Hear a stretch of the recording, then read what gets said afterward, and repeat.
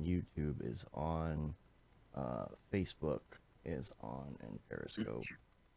Levels 91. Test 1 2 1 2 1 2 1 2 1 2. Test 1 2 1 2. Thought you said we was live. It's coming. Hold on. Hold on. Oh, we are. Okay. Oh, that says Brograph breakdown. Oh, it used to. Now it doesn't. Oh boy.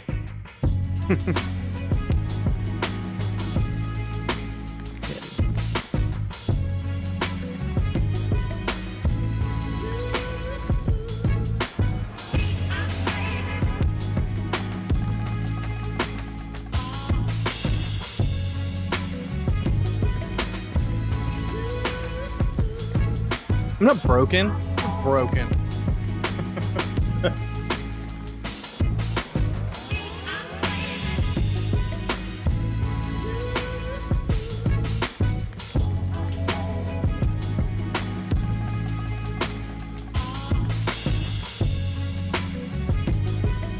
I love you all. Likewise. Wait. Okay. I'm glitchy? How am I glitchy? Glitchy? You're not even streaming yet.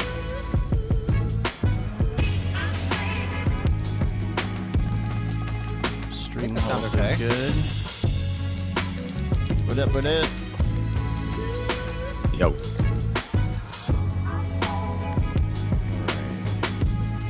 Site's good to go. Live is good here on YouTube. Facebook, let's see.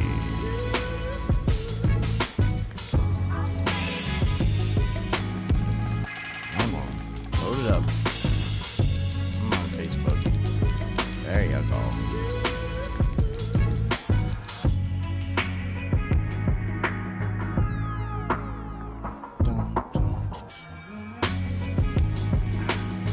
Sharing to my page.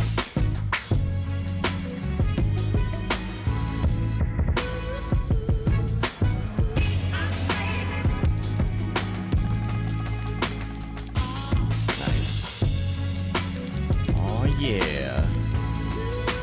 Was testing that other site, Matt. Oh yeah? The live page is working. The one I Oh, was cool. telling you about automatically. Yeah. This is a good way to test it, so. Alright, we're up on all the things here.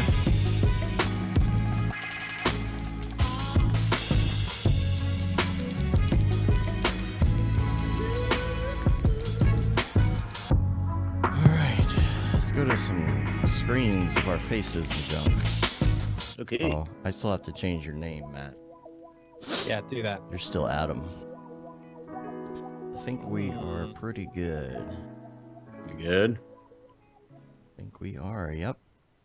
We are good to go. I'm gonna change Matt's name because he is not Adam Elder. Wish you would.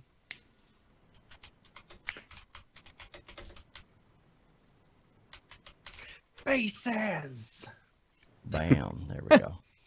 I love you, Kevin. All right. I'm excited to see you in NAB. I'm hoping you're going to be at NAB, correct? Grant, Tesla Rock,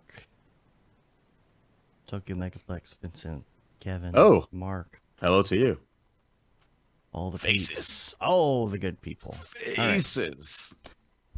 All right, people coming in. Let's go to our recording devices. Should probably record. Huh? Oh, wait. Yeah. Test 1 2. Recording. Okay. You are hearing me talk. Yeah. Check, check. All right, Check, check. I'm rolling here.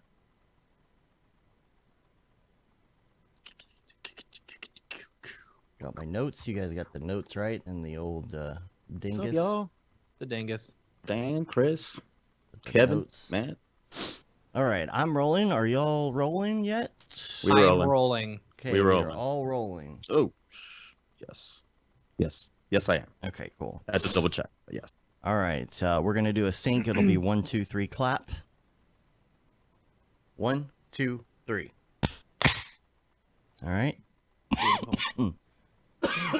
Excuse me. All right. I'll do the intro, and Matt will introduce you.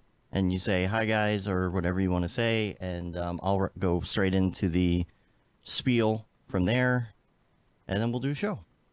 Sounds good. All right. Let's do this. Let's go. What up, bros, and welcome to another Brograph Brocast. I'm Dave. And I'm Matt, and joining us today is our good friend, Mr. Nate Rodriguez Vera. What up, Rez? And Brograph is a supplement to our site, brograph.com, which is a motion graphics tutorial site with tutorials, plugins, podcasts, and other MoGraph stuff. And on the show, we talk about everything ranging from motion graphics to Cinema 4D, After Effects plugins, render engines, doing business, doing taxes, being a contractor, or working for the man. And you can email us, brograph@brograph.com, and let us know what you think about the show. Send us your thoughts, queries, questions, condolences, and grievances. Hi, Matt. Hi. I was just answering why you guys going out so early. It's like, no, this is normally what we're supposed to do. This is we're actually 15 minutes late. Yeah, we are actually 15 minutes late. We were on time last week. Punctuality. Right? Yeah, so we got a good show planned for you today. Probably going to be a short show, you know. Maybe. It's got to end by 2:40. I got to pick up my Well, kid. that's And then true. we got phone sounds meetings. We got all the phone meetings. All right. All the phone meetings. I think I'm we can really- make it happen. I'm really excited. We're doing a changeover to our live stream pretty soon. Yep. In about 2 weeks. Yep. And we are starting to slowly roll out some of the MoGraph.com stuff. So the first thing that you're going to see is that the streams are going to be changing over. We will still be rolling on both streams for a while, just until everybody gets the word and switches over and resubscribes and things like that. So don't worry, we're not just going to cut it all off or anything. Nope. You don't have to worry about the podcast stream if you're listening on your podcatcher of choice. The link and all that's not going to change, just the name and the artwork. So you don't have to redo anything there on your podcast subscriber. There's other stuff we're going to be announcing eventually as well, but just wanted to give everybody the heads up on that. If you were following Maxon on Twitter this week, you'll notice that the C4D Live lineup has been announced, which is Yeah, that's exciting. Cool. really A lot of really good presenters. it's so like I've been so excited about this lineup, and like it's just all the great people. Let me see if I can All the people. all the peoples. I'm gonna bring it up so we can talk about some of these people here real quick. Do The C4DLive.com. We got Aaron Coverett, Yep. Nice. friend of the show, Andrew Kramer. Andrew Kramer. I love that how you just kind of glossed over that. Oh, just Andrew Kramer. Just Yeah, Andrew that guy. Kramer. Now, Some guy called Andrew Kramer. this is going to be so different because Andrew Kramer is going to be at the Maxon booth. I mean, Yeah. that's, pretty epic right there. Yep. And then we got Andy from the Slack, of course. Everybody, Yeah. Andy. everybody knows Andy Andy. Tagliashi, I Mhm. think is how you say the last name. I hope so. Barton Damer, Of course. of course. Brett Morris. Yep. Brian Coleman. I have not met Brian Coleman before. I've not, either. Stuff looks really great, though. Casey Hupke, who hasn't been, I don't think has been to some of these like SIGGRAPH NAB shows in a little while. He spoke SIGGRAPH a at couple years ago. SIGGRAPH. Yeah. Yeah, and then I think he did NAB the year before that or something. Yeah, and he's in the Slack a lot. Looking forward to catching up. Casey, I don't know how to pronounce this last name as usual. Latio. Oh man, Latiolis? Latiolis. Yeah, I don't know. Latiolis. Maybe. Latiolis. We've got Chad. We will know by the end of NAB Oh, how yes. to pronounce every single person's We name. will, and all these people we don't know will be our friends by the end. That's how it usually goes. It's the whole reason we do this, Yeah, right? to make friends. We can make friends. Once a year, we make friends. Chad Ashley, Yep. obviously. Chris Some guy Pretty. called Chad Ashley. Mm-hmm. Chris Pretty's going to be showing off some of his Halo stuff, I think, that he was working on. And you've got Yeah. Chris Schmidt with Rocket Lasso. Rocket. Yes. Lasso. Yes. Rocket Lasso is his new endeavor that he is, It's his he's new working on now. joint. And he's got You can check that out at, Yeah. I believe, rocketlasso.com. Yeah, I think he's starting streams pretty soon, he said on the site. I saw something let me about a look it up test real quick. last week, so super... Live streaming answers to your Cinema 4D questions every Wednesday at 2 p.m. Central. Cool. Nice. Let's type it in here. I want to see it. Oh yeah, every Wednesday. Does that mean Wednesday is going to be his first one, I guess? I think so. Man, I'm down. I'm ready to watch that. I set a reminder. Also, we got Devin Co. Haven't seen her in a while. We've got EJ, of course. EJ Hats and Pants. Hats and Pants, of course, EJ. Mm-hmm. I do not know Handle Eugene. I've seen his work before. But I see the Spider-Man deal right here, so I'm hoping we get a good dose of Spider-Man. Ken Carlson says co-founder of Big Machine, who I do not know, but who's worked. I want to say I've seen that piece before on his the one that's shown on C40 Live under his picture, but I don't know. I could be wrong. Lorcan O'Shannon. Haven't seen him. I think he was at Shanahan. I'm sorry, Shanahan. Sorry, I'm so bad with reading. I'm not good at reading. What are words? What are words? Good. Which one am I? I'm Matt, right? Yeah. Michael Rosen. Michael Rosen. I know we've met lots of times. Simplistic Media. Yeah. And excited about that one. This guy, Mike Winkleman. Does anybody Who's that know guy? who this guy is? I don't know who he is. I've never seen him I've before. never seen this stuff before in my life. He looks like a dick. He looks looks pretty good though. Looks pretty good. Nick Campbell, of course. Yep. Of course. Nick. Now, Denbauer. Now, Mr. Smearballs himself. I thought his last name was Balls. Mr. I thought Balls. it was Mr. Smear. Balls, Smear Balls, but apparently that's not his name. He's going to be on the show in 2 weeks, and he'll actually be our first guest on the Mograph podcast. So check that out. And then Thomas Brown. Thomas Brown, who looks familiar, but I do not know. Yeah. But see, I'm excited about all this. I'm really bad. It's gonna be so much fun. I'm bad at remembering names and pronouncing names. See, I'm excellent at faces. I'm terrible at names. I'm the same. Same. I'm the same way. So bad until I know the person, and then and then I still screw up their last name, like Lorcan. So it's whatever. So, but I'm like freakishly good with faces though. Like I'll see someone like maybe I saw you like 10 years ago, and I'll still recognize your face, and I'll be like, "What the hell's wrong with this guy?" Yeah. But I just don't know your name or don't remember it. Yeah. We've seen so many people in this industry going to these events and stuff like that. It's when we were down in Austin, we were talking to some people. I was like, "I know you. How do I know you? What's your name?" Oh, we were up in DFWC 40. Oh, okay, that's why I know you. There it is. We're best friends. Yeah. We've been best friends for years. Yeah. I'm your brother. My bad. Sounds about right for me. Yeah. So we're getting ready for NAB prep. By the way, if you are in the Slack channel, the events channel, make sure you get in there and upload your avatar.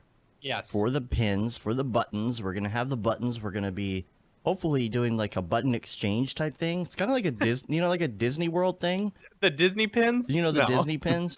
So I think. Oh look, I've got a Beeple. Yeah, we've got enough. I'll trade you my Beeple for an Andrew Kramer. Yeah, no, we've got enough. I think to do like maybe 10 or 11, like one for you, and then like 10 to give out for other people. Oh no, that's way too many, dude. It's not that many. No, that's so much work to do, though. If you're all right with putting in the work, I don't care. We're gonna try. Just saying. We're gonna try. Just make a bunch of primitives. Just a torus, a sphere, a cube. Right. That's it. Now, these avatars, a lot of people have uploaded them already, but I did a file request on Dropbox in there, so anybody else that wants to put theirs in, I'll put that in the show notes as well if you're not in the Slack. That's good. Yeah. You can click on that and upload your avatar into there. I will say you need to do it quick because I think we're going to start putting them together on Tuesday, which is tomorrow, which might be basically when you're hearing this if you're listening to the audio-only version. But yeah. So get that in as soon as possible. Yeah, and we've got advice for for NAB noobs that we needed to give out. Now, yeah, Nate, are we doing that today? Is that today? Well, we're not gonna go through the whole thing. I think we're gonna do that with Smearballs in 2 weeks because he has not been before, and I think it'll be a good way to do it. Yeah. I did want to just say, if you're new, just make sure that you're listening to that episode because we are going to give some advice about sleep. What else? Hydration. Hydration. Definitely hydration. Lots of water. We run out of water every single year at the booth, you know, and chapstick, it's awful. all that. Yeah. Yep. Well, it gets compounded by the fact that it's like you're in the desert and also whiskey down nights before. Right? Yeah, that's true. A lot of that. Yeah. Yeah. So I'm gonna miss that. So just, I'm so excited. Like, there's so much to do. Been working around the clock trying to get everything ready to go, and like I'm already freaking out. And there's still 2.5 weeks. you know, there's still 21 days. Technically 3 weeks. We leave in 2.5, but yeah, you know, I'm so ready for this though, and I'm trying to get as prepared as possible now so that I can enjoy myself and not be making up for the things I forgot to do once I get there. We keep on adding more stuff to our plates too. Oh yeah, like we do. You realize we're gonna be partying. Totally, that's NAB. Like, you will be punished for having fun. Yes. You know, it's like learn and party and very little sleep. So yeah. I feel like I slept for like 2 days straight. Us too. Like I mean, because we're working the booth, so like we're there 8 a.m. and we don't get done, you know, until the parties are over at like 2:30 in the morning. And we're doing interviews and we're editing back at the hotel. Thank you, Kevin. All that kind of stuff, you know. Yeah, Kevin, I was actually going to tell everyone whatever amount of water we had last year, we should double it. He said, I just put in a request for more water at the booth. Yeah. That's good. And if we're taking requests right now, we should just right. You know. Yeah. What would you guys like to see? Water, basically water. Yeah.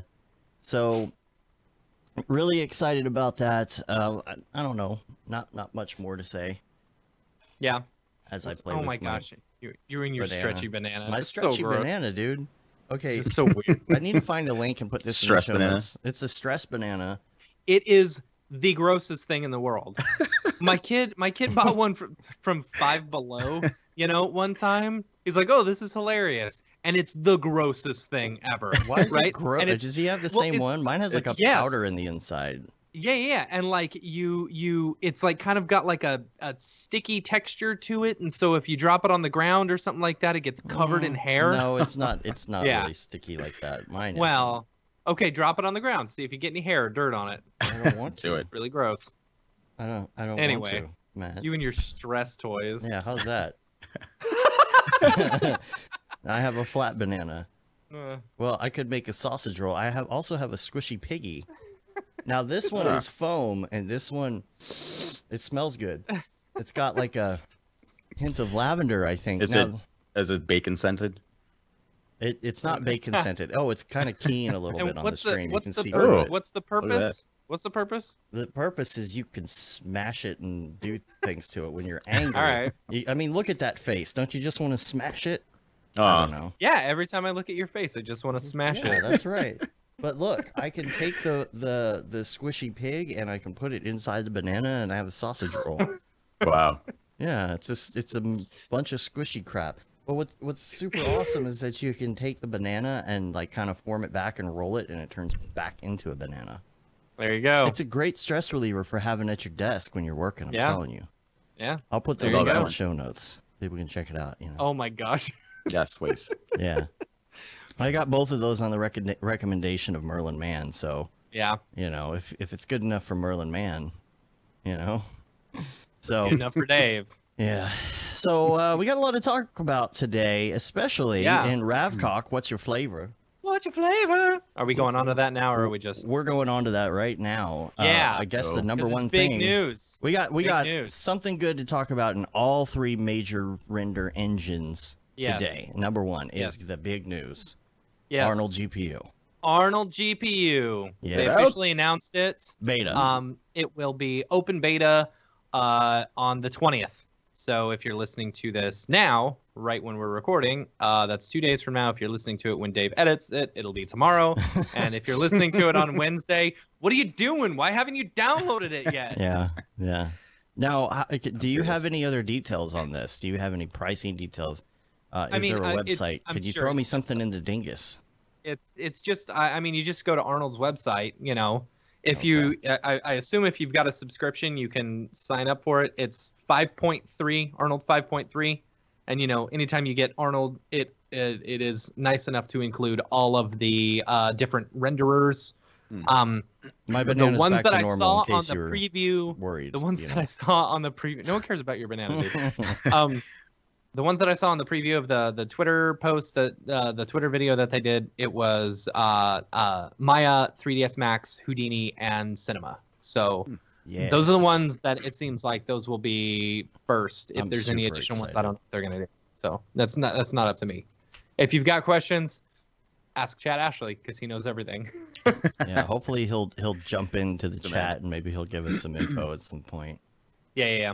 Man, he was in the Slack today talking about it. So nice. Yeah. Cool.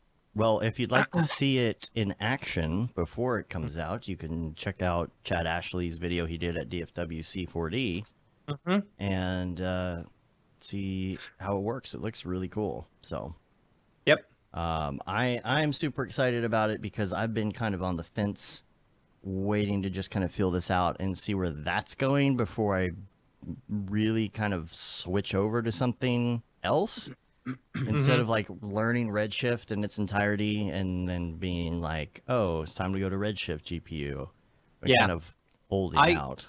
I have been in Redshift GPU. I officially moved over, you know. GPU? Redshift. Redshift. Yeah. Well, it's the only. Redshift. Sorry. I was like, man, you have like a secret link I didn't? Yeah. I mean, Redshift no, I've been using that. Yeah. I've been using that like for everything for the past, I don't know, 6 months, 4 months, something like that. You know, just I was gonna say, you're Redshift now, right? Yeah, You've been like Redshift for a little while. 99%. 99%. Like there will be occasional jobs that require octane for, but yeah, that's a minimum right now. Like most studios that I've worked with, even like have been kind of switching over too. So, it's interesting. I mean, I'm all for it. I'm a big fan. I've been using Redshift now for like 2 years. Yeah. I forget when the alpha was. I think it was like 2 years ago. Yeah.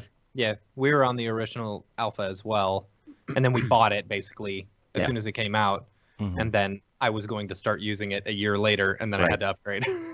So for the first year we had it, we didn't use it. Oh well. Yeah. I mean, I do like. Yeah. I'm pretty excited about the Arnold GPU though, because like before I even jumped into Redshift, I had started with Arnold. But I mean, of course, back then it was like CPU only, and I feel like I didn't have like a good enough CPU to run it. Right. So it was like, and then Redshift came out and kind of felt like Arnold on a GPU. So I went on it. So I'm curious to see now how, you know, to compare like Arnold GPU to Redshift. Yeah. Not that I have time to install it and play with it, but I'm going to try. I'm definitely going to try. Yes. I don't know. Like 5 minutes every like 8 hours. Yeah.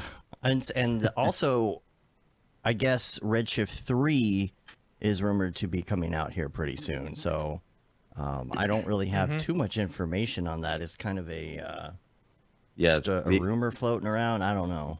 The only thing I read is that they are going to be releasing like an experimental build through the forums only at first. Kind of like what they did with the post effects builds, right? Where like at first it was just like kind of like an experimental build. You could only get it through the forum. It was like a totally separate build from the main one. So I guess they'll do that with 3 too. Yeah, that's kind of what I read. Yeah, I was talking to Liam about it a little bit earlier in the week, and I guess it's they just haven't put out much information, I guess, yet. So kind of waiting around, you know. So it'll be fun. Hopefully, Liam will do some more Redshift Live stuff or something when that happens. That'd be cool. Also in Ravcock, the Octane 2018.1 like final version, I guess, was released as well. So I think he made a comment actually about now it's time to start working on 2019. So Yeah. so I'm ready to play with that. Oh, something I don't have in the links that I need to put in here is as well is David Ariev has a new tutorial, and it's about fractals, and that's on EJ's site on iDesign, so you can check that out in there. Davey there? Yeah, I'm here. Oh, sorry, we lost you for a second. I hear you. No, I'm here. We're still going. Okay, never mind. So check that out as well, and I'll put a link to that in the notes. He's got some really great fractal stuff. So that's about it for Ravcock, but I wanted to talk to you, Nate, kind of about your journey, where you started, where you went to school, kind of like all of that stuff. So people who don't know you can learn a little bit more about you.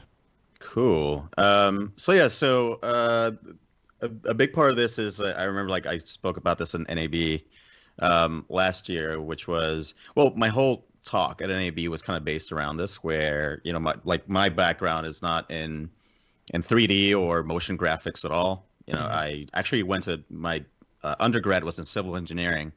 Oh, wow. And then and then I moved from that into music, and I did music tech. That's a big difference. Yeah. Like I could see the jump from civil engineering to 3D because it's like, you know, it's the natural next step. Right. It's planning, you know, exactly. City planning. So you're gonna build cities and stuff. And I was doing a little bit of AutoCAD, you know, so I had kind of like a basic notion of how some design software worked. But yeah, like I just went for a full career change. I came to New York to kind of like chase that music pipe dream, you know, do that whole like music production, like DJ and all that stuff. And, you know, for a while I kind of kept it up, but eventually it just transitioned into first like doing stuff like Photoshop, Illustrator, stuff like that, and a little bit of After Effects, and then C4D. And that's what I've been doing for the past now 3 years. It's been 3 years, like it was 3 years this winter. Wow. So it's been fun. Yeah. So the kind of stuff that you produce, I guess people would definitely call this what, retro 80s kind of a vibe. What do people mostly? I wouldn't really call it like it feels like the modern. You're talking about the vaporware type stuff. I wouldn't quite call it vaporware. Vaporware? Yeah, that's what Vaporwave. Vaporwave, is that what it is? Yeah. Vaporware is like software that's never developed. Oh, that's right. Vaporwave. Yeah. Oh wow, I've been like saying Half-Life it wrong this 3. whole time. Go ahead. But I mean, I guess I kind of go through, I guess, like waves of like different eras. Like for a while it was like super 80s inspired. Then after that it was kind of like early 90s, like mid 90s, stuff like that. And you know, sometimes you would see like overlaps, like there would be like some stuff that looks kind of 80s, some stuff looks kind of 90s, depending on the project. And lately I've been more like late 90s, early 2000s type of stuff, more especially like on the like personal work that I've been putting on like Instagram and things like that. Just kind of just moving towards, I don't know, but I've always been about just like combining like a little bit of like old and new. Even when I was making music, like the music that I was making was kind of like a mix of like 80s, early 90s, like early 2000s, stuff like that, and just trying to make it kind of like modern-ish, kind of like combine it. So you know, more or less same vibe, but visually. So, because it's cool. Yeah, I really like your style. Like, I feel like the everything that I've seen that you've done has a very pretty design. You know, thank you. Like the colors that you use work really well together and stuff. And it's something that, especially being fresh in this industry, and like, I mean, if you're talking about a civil engineering background, you know, I mean, that's not really a design background per se. Yeah. So it is a lot of that design stuff sometimes takes a lot of time for people to get. And I feel like you just kind of got it, you know? Thank you. Yeah, and it does. I feel like and this is something that I've mentioned in the past too, where I feel like even though it's funny that I was in this like super technical field like civil engineering at first, but I never really saw myself as someone extremely technical. So even the stuff that I do, like on cinema, is not that complex. It's not really something there's like, oh my God, I need to see like a 2-hour tutorial in order to figure this out. Right. But it's more like, okay, like really design oriented, trying to, yeah, as you said, trying to get like the right combinations of like colors and shapes, et cetera, et cetera. And I feel like, you know, that's kind of like half the work. And after you've like gotten that down, I feel like, you know, you can keep things relatively simple or make them as complex as you want, right? But I feel like that's always been my let's just say my orientation or my focus is to just make things look nice and then figure out the technical stuff later. Yeah. No, that's good. Yeah. Chris is asking, Nate, tell us how you feel about caustics. It's like, you know, I love those caustics. Yeah. Dim caustics though. Yeah, like lately I've been doing like a lot of like caustics experiments, quote unquote, on Redshift, and I've been like putting it up on like Instagram and stuff like that. And that stuff is addictive because you can get like some really cool, like interesting, like caustics patterns and just additional kind of like just like flair on things with just kind of like relatively simple geometry and just pointing lights in the right direction. So I've been having fun with that. Yeah, I'm looking at this one right now on your Instagram feed. What is it called? I don't see a name for it, but I always have weird names for it. It's an upside down pyramid with Ooh. lots of caustics going on. Yeah, that's pretty. Redshift makes that process. I mean, I'm not gonna say it like easy, but easier. There are. So I did some caustics in Redshift just to try them out, and I mean, there's quite a few settings that you've got to change, but they produce very pretty caustics. Yes. They do. Yeah, absolutely. Yeah. Let's see, Dave. I just put this in the chat. You can ignore it for right now, but put this in the notes because I want to mention this later once we've got more stuff to talk on. So something for later. Yeah. I mean, it's just gotcha. I don't want to ruin the flow right now. I just want to let you know, even though I just ruined the flow. Yeah. Whoops. We're still flowing. I don't want to ruin the flow, but let's ruin the flow. All right. So, who do you work for mostly now? What are you doing on a daily basis? What is your day like, and who are you working for? You know, I would say like out of the year, maybe let's say like 7 or 8 out of 10 jobs are like direct to client stuff. A lot of ad agencies and a lot of direct to brand stuff. I was joking the other day with someone that like basically I've just been doing like shoe stuff for the past year or so because like over the past year I did work for Nike, I did work for Reebok, I did work for Camper, obviously, which was one of the first ones. I did some well, I'm in the process of doing something for some other brands like Asics, Fila, and some others. So I don't know, it just kind of panned out that way. So a lot of that. So footwear, I think is like the main one, and some like fashion stuff, and just random like brands that I'll reach out, and a couple of like experiential things. Like right now, I'm actually working. So I don't know if you've read this whole thing about the Palms Hotel in Las Vegas. No. There's a bunch of stuff going on there. So the first thing is, so you know that artist called Damien Hirst. He's the guy who basically just has like all these like chopped up sharks and formaldehyde. I know Fred Durst. Exactly as a matter of fact, it's actually Fred Durst's alter ego. Yeah. They both he went into fine art. Yeah, they both do it all for the nookie. Oh. That's a good one, actually. All right, go ahead.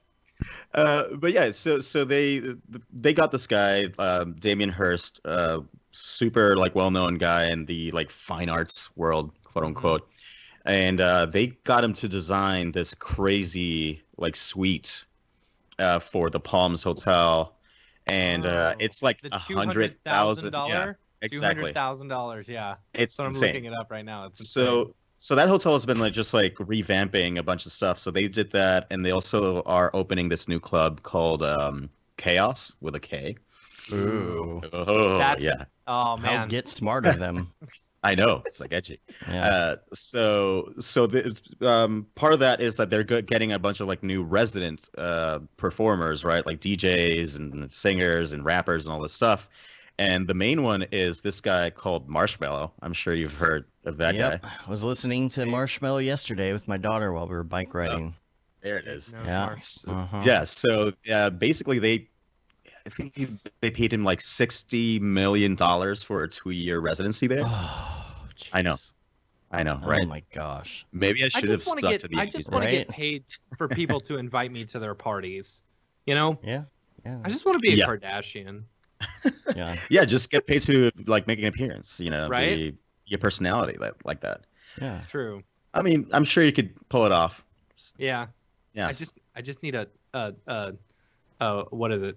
I just need a porn tape that I make. Oh yeah, you need Right? a sex And tape. then- You need a I sex need a tape. sex tape. That's Yeah. the And only then- way. That's how And you then have I'll it be rich. accidentally be Then I'll be distributed rich. to people. Yeah. Yeah. I mean, I don't know. You don't what- want to see my sex tape. What's the People will equivalent of pay that? Not to see that. Yeah. What's the equivalent of that in MoGraph? You know, like a reel you're not proud of anymore. Nah. You know. No, like I don't know. No, that's two totally different. Yeah, I don't know. First every day from like 5 years Because ago. the thing is, I mean, anyway, let's go on. I don't want to get into this. Yeah, you could just come to parties and hang out and be a celebrity for no reason. I mean, that's an American Yeah. dream. To it. Maybe Yeah. you could do it like small scale, become like an NAB celebrity.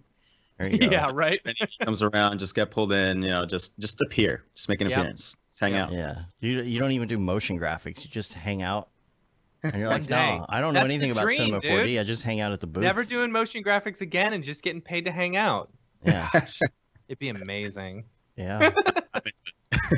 Maybe That's- if you were a mascot of some kind, Hmm. you might have to wear a suit though, Maybe. like an animal suit, like a furry suit. Become a mascot for Maxon, just be like a No. blue orb with a C around it. I am a mascot for Maxon. Thank you very much. I don't know about all that. We're all think- mascots. I think maybe I think you could pull off the like a furry suit, like a fox. You could be the Cinema 4D fox, and you just No. show up to the parties. Nope. You do some Nope. you do some somersaults and some Nope. flips and I'll leave that to you, Dave. yeah. Yeah, you don't want to see me try and do a flip even without the furry costume on. Well, maybe be a mascot for Gimp. They already have the name. There you go. I'll just You have to just like Gimp it up, you know. yeah. Well, don't they have like an actual fox for their, or something like oh, that? maybe Some they kind of do. animal. They've got Yeah, something I like know. that. So Yeah. there you go. Open opportunity. I know. Can't believe nobody's done it yet. Yeah. Well, sorry guys. This is where I announced that I'm gonna do that next year. Yeah.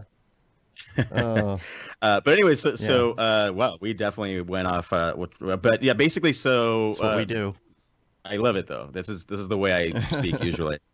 Yeah. So they're opening up this new club with Marshmallow being, I guess, like the headliner or the main, I guess, the main resident artist there. Yeah. And so I've been making like a bunch of just hashtag content for that. You know, some of it is going to be playing at their marquees. I forget if the Palms is on the strip or off strip, but on their marquees right outside of the hotel, and also on their social media, et cetera, right? Like anywhere where you could have like this stuff playing. So yeah, some just cool Cinema 4D MoGraphy stuff for them, for their club, mainly for like that Club Chaos, and for just related things. Essentially, that's the most recent thing I've been doing. And then there's this other thing. I don't know if you want me to talk about that now, but there's this other thing that I'm doing, which is more long term. This is something that we before we went live, I was mentioning about maybe September or October, where I'm working with this, and I don't know how much about this I can really say because it's still kind of like in the planning stage, but there's this AR company, I guess. They're called Cave, also with a K. And I know. And they're putting together some cool just events out there, mainly in Europe, especially London, and that area. And I'm trying to work with them on a show. Some like AR stuff happening in kind of like, you know, a real kind of like gallery space. But again, that's like so early on. It wouldn't be until like maybe September, October. We're still not going to planning stage, so that's more like TBD. But yeah, that's I think that's it. There's a couple like other like things that I'm probably forgetting, but they'll probably come to me a little bit later. So when you do this stuff for like, I mean, you've got Nike, Reebok, Asics. How do you get that? Or Trident gum. Yeah, Trident gum. Gum. How does that stuff flow to you? Do you have friends that are like, hey, so and so has a job, they're looking for this thing, or are they coming to you directly? Is it business to business? Is it agency? How is that working? Yeah. So mostly it's through the agency that I'm a part of, H Plus Creative. So they represent. What's that? So they represent you? Yeah. So I think I remember you telling me about that. Yeah. So what they do is they represent me, which means that they're kind of out there just looking for stuff, or they already have connections with certain companies, certain brands, certain ad agencies. So they have like a constant like influx of like, hey, we have this project happening. Can you get like one of your artists that you represent to work on this? Right. So the agency will reach out to either me or some of the other artists that are part of it, like Blake Catherine, FVCK render. So it's not to say the word. Right. And you know, some of the others or myself, and you know, one of us will like jump on it, we'll work on it, we'll deal directly with the brand or the ad agency once it's happening, and then that's it. The job's done, and then we move on to the next. So some of it, a lot of it is through them, and some of the other stuff is like I actually know a handful of people who work in the ad industry, especially here in New York. So that's more like word of mouth, right? So someone's coming up with a new campaign for, I don't know, X brand of things, ad agency, and they'll be like, hey, no, I know a guy who we could probably hire to do these like motion graphics or these like 3D illustrations or whatever they need, right? That requires some kind of like 3D quote unquote work. So yeah, mostly the agency, word of mouth, and also, you know, the occasional studio gig, which also is kind of like, you know, word of mouth. I worked at this studio with someone, and then now they're working in the next studio, and they happen to need like someone else, and they'll bring me along. So cool. The representation thing, that's something that we really don't talk about. We haven't talked about much on the show at all. Yeah, I've heard of a couple of people having representation, but I've never really heard of them getting a lot of work from it. Right. A couple of people I've talked to have said they don't necessarily get a lot of work. How did you get into that in the first place? Is it something somebody told you about? And I actually was not aware of this at all, and then they themselves, the agency, reached out about maybe like last year. Yeah, about a year ago, actually. What percentage of the costs are they getting from that? It depends on the job. It depends on the job, and it depends on their involvement in the job. So it can range between like 15 and sometimes if it's like a larger job where they like really have to get involved, it could be like 25. Okay. So the important thing is that, yeah, and of course it can vary from agency to agency. I don't necessarily know what other agencies are doing, but they the important thing is that it stays consistent, right? Because let's say like 15 to 25% of not much work turns into like just taking a big chunk out of what you're making. Whereas like otherwise, if they're just taking like 15 to 25%, but they're consistently sending you things, you're like, that's okay. It's a price I'm willing to pay.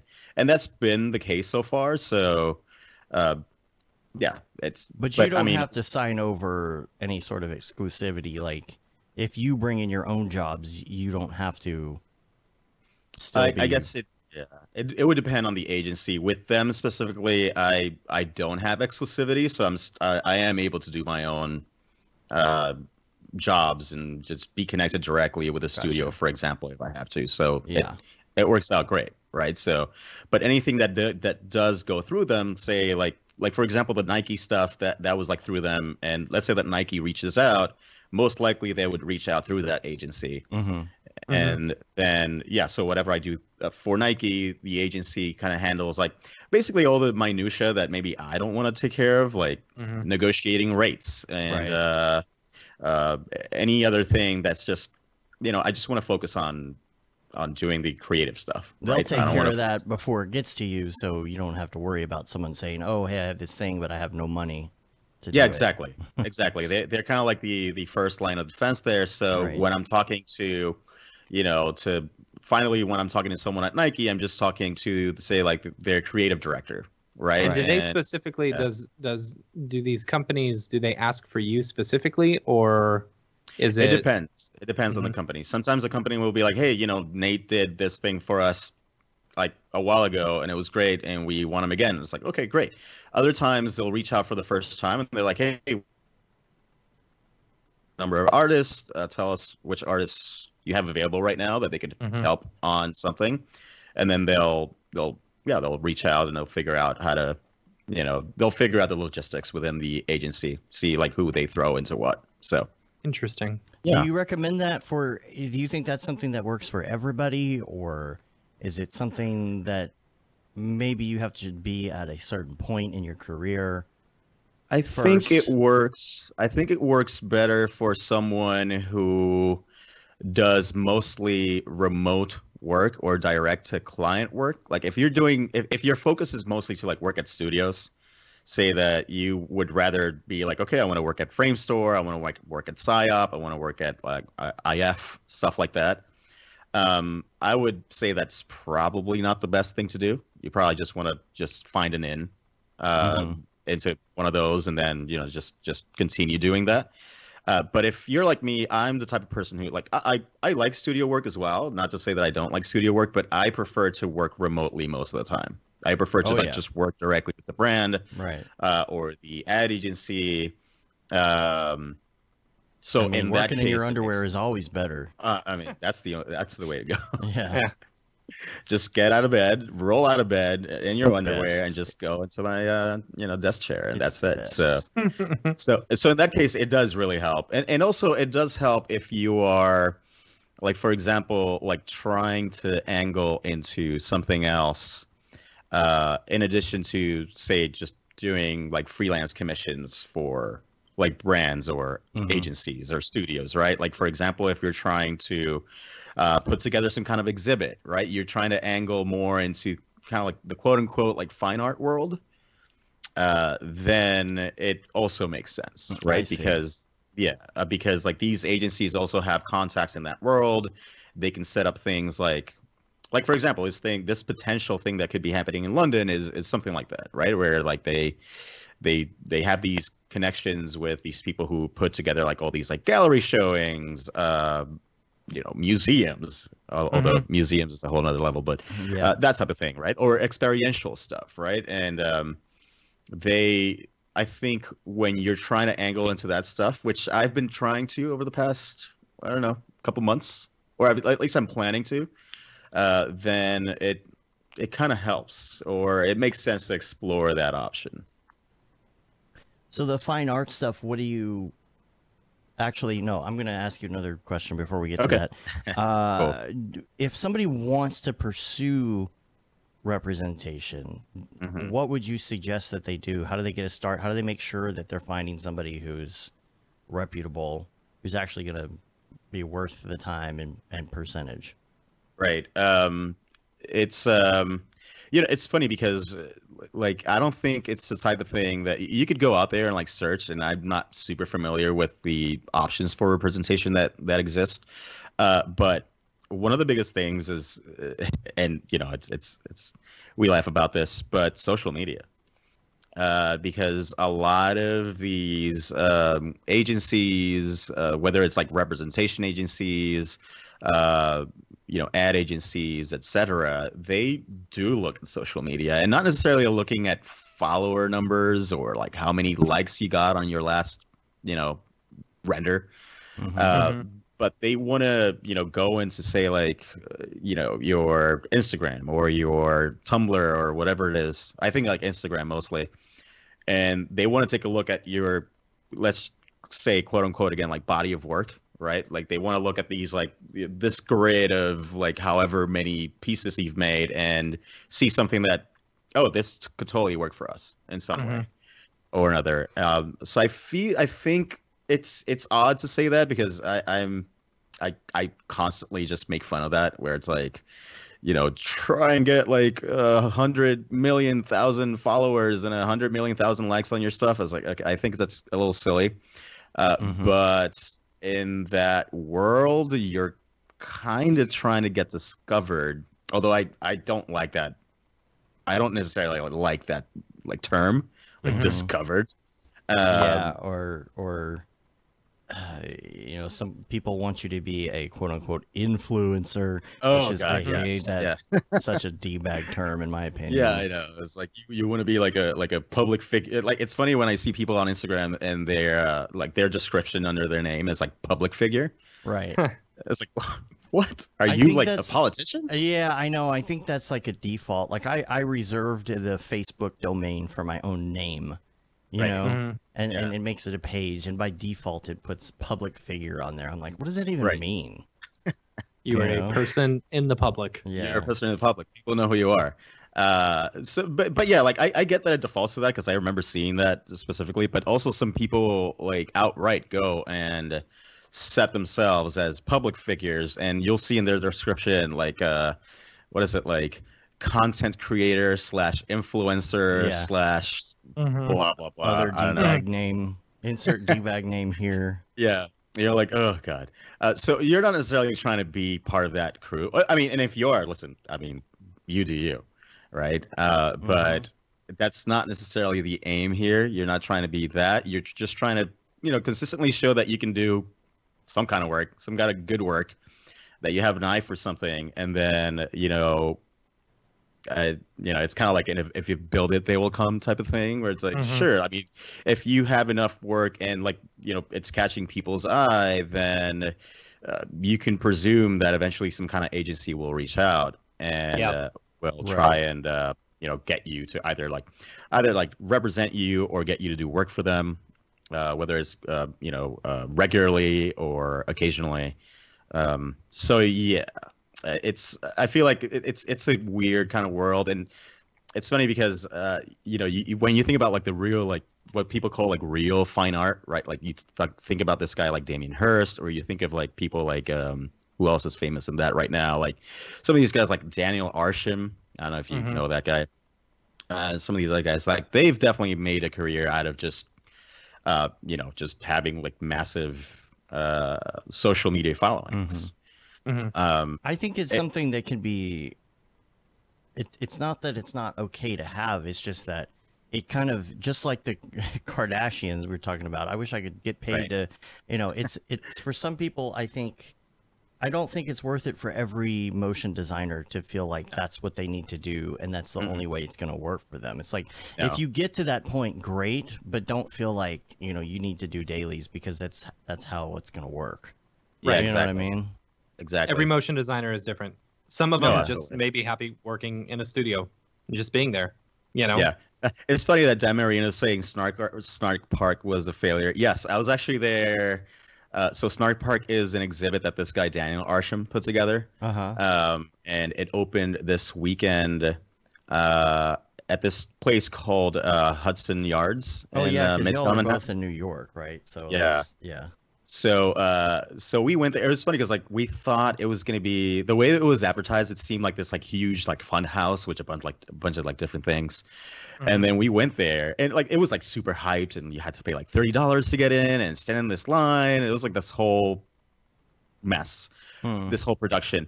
And then when you get there, it's like a single room where you can stand there. I mean, if you're there for like 10 minutes, you've seen everything. And it's basically just a bunch of, I think conceptually it was cool.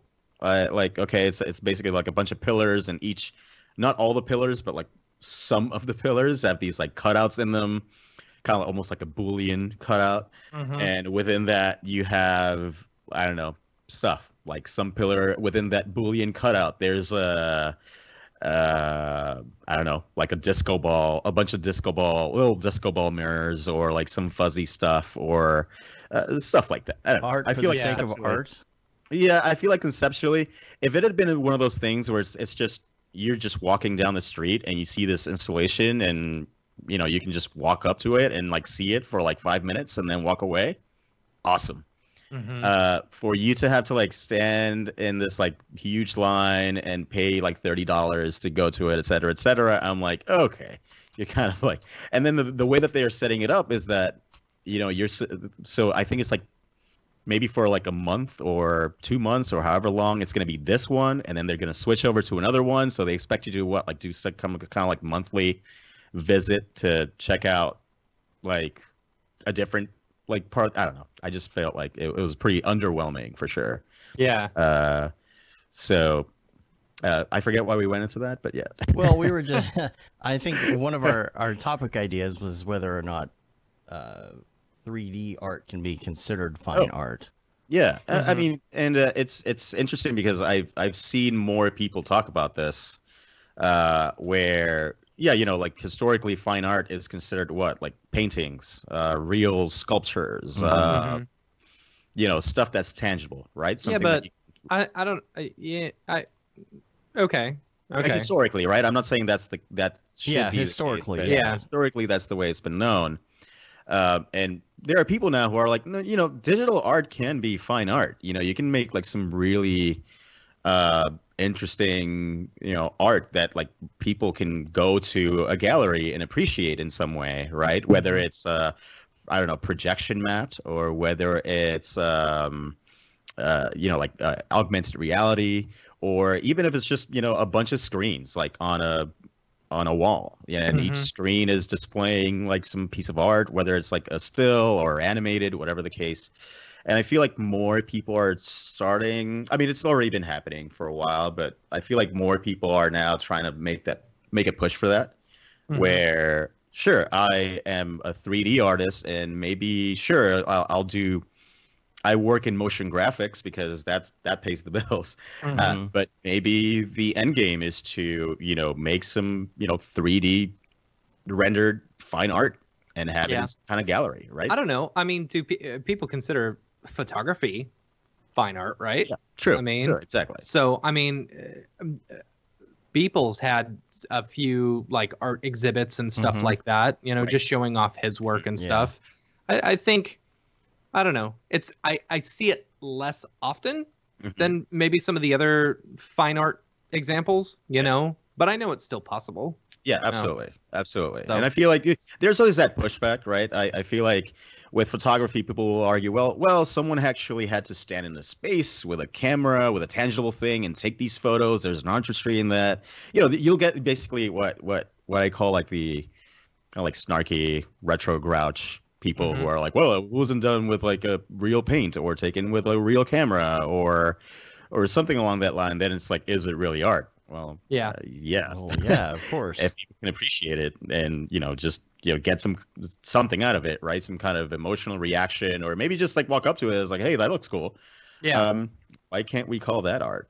I mean, photography. Photography's been doing it for, and what's funny about photography is how much photographers can still charge. I'm sure it's changed a little bit, but it's like photography is still that thing that's like, oh, you want someone to do some nice photos, it's going to be thousands of dollars. And never say it's for a wedding, because as soon as you do, it goes up 10 times the price. Yeah, well, there's reasonably there's so. Yeah, it sucks. Weddings suck.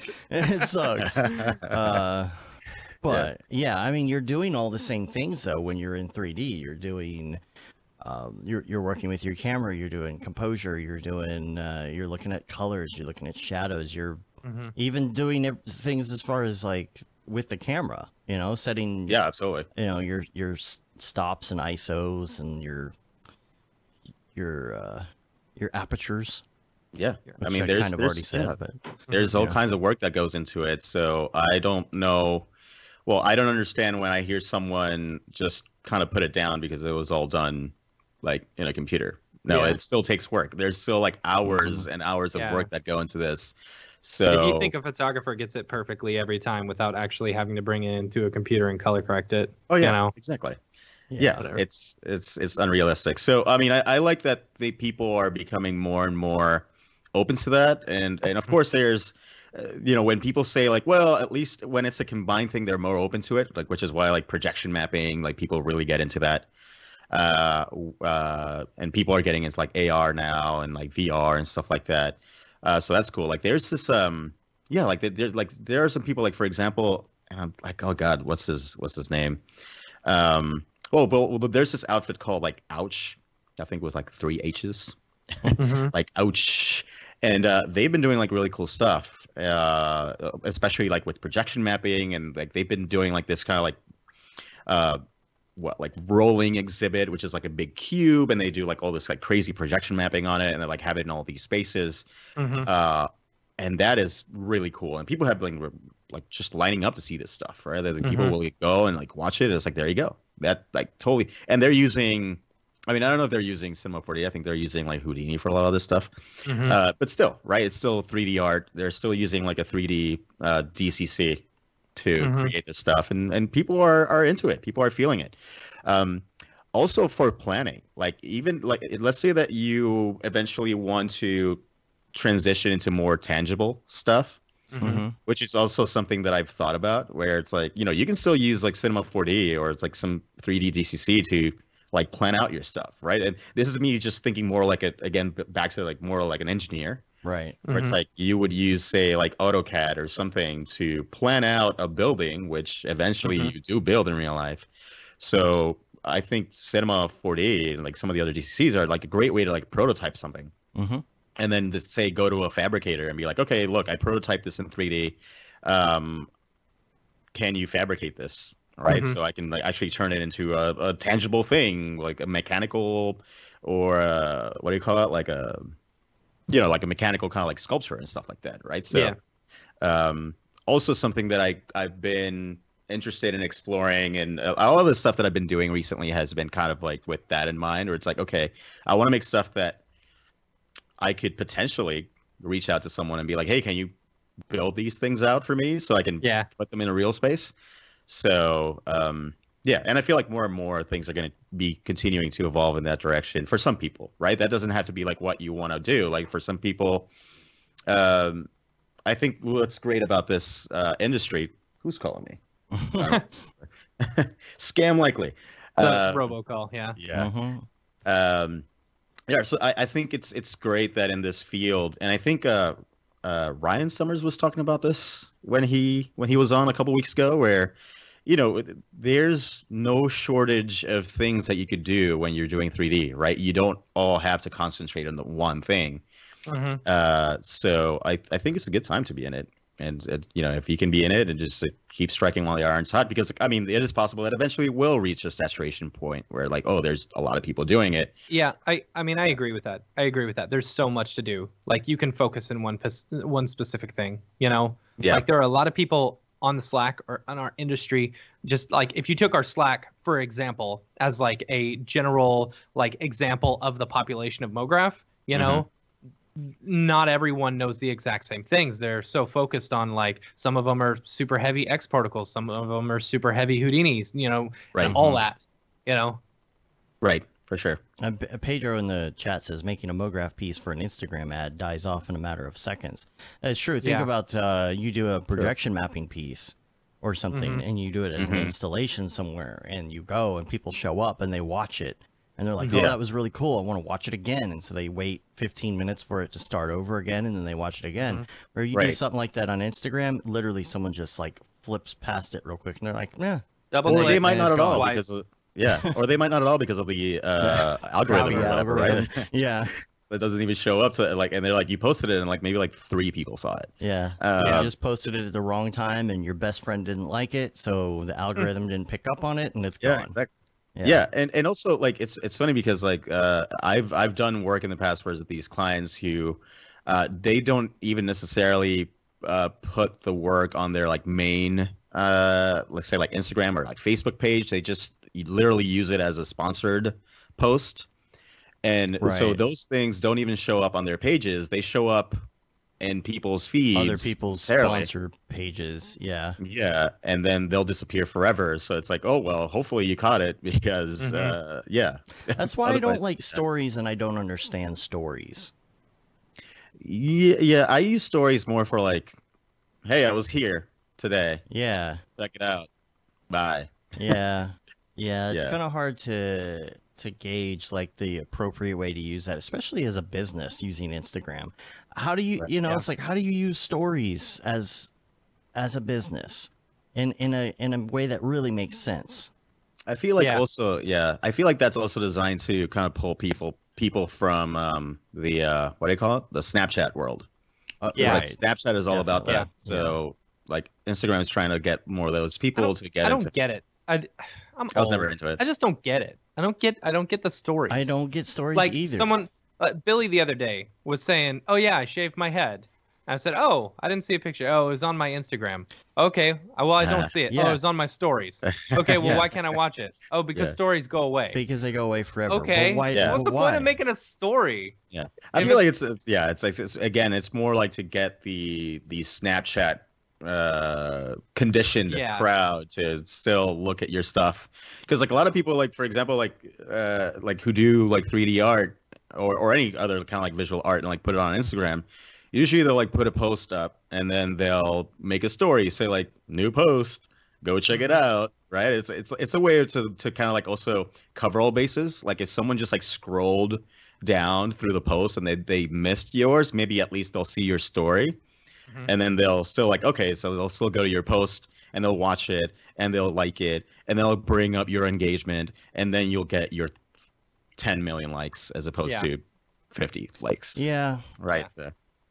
Yeah. I just like, okay, like I get a lot of notifications on Instagram and I don't always really pay attention to what they are. And so sometimes like the next day I'll go back to my Instagram and it's like, oh, so-and-so mentioned Brograph in their story yesterday, and you're like, oh sweet, and then you go to it and you're like, oh, this isn't available because stories go away. So yesterday. It's like, but it still would have been relevant. I didn't get a chance to see it. So I don't know. It's an interesting world for sure, and some people dominate it better than others. Like I feel like I've done okay on it. Like I have a number of followers and it's fine, but there are other people who are like excellent at it, right? They're like they're up there and they have like a 250,000 followers and they get like 250,000 plays and God knows how many thousand likes on their stuff, and that's awesome. And maybe that's the equivalent of the Kim Kardashian sex tape, in our industry. You create an Instagram that blows up or something on Reddit, and then it's like now people, instead of going to parties, people are hiring you to just like make BS content for them just so that they can steal your Instagram likes, Yeah. I mean, really, it's the way it is. For some people, that's the way it works. And I mean, I'm not trying to knock it or anything. I think if it works for you, then you do you, right? But it's I just don't think that everyone should just aim to do that. I feel like a lot of people are like, oh, I feel like a lot of people are like, oh, if I don't have 1 million followers, then do I even exist? Right. And, might as well kill myself now. I know. It's like, what am I doing? Why am I wasting my time? Yeah. So instead, you're like, well, I'm going to keep doing me. I'm going to do my work and I'm going to put it up there because, of course, it's a good way to exhibit your work regardless. And maybe an ad, someone who's a creative director for an ad agency saw it and, hey, they want to reach out about doing a project for one of their brands, right? And that's great. It works out in that way. Or if I don't have representation, and maybe a rep agency will reach out and be like, hey, we want to rep you from here on out.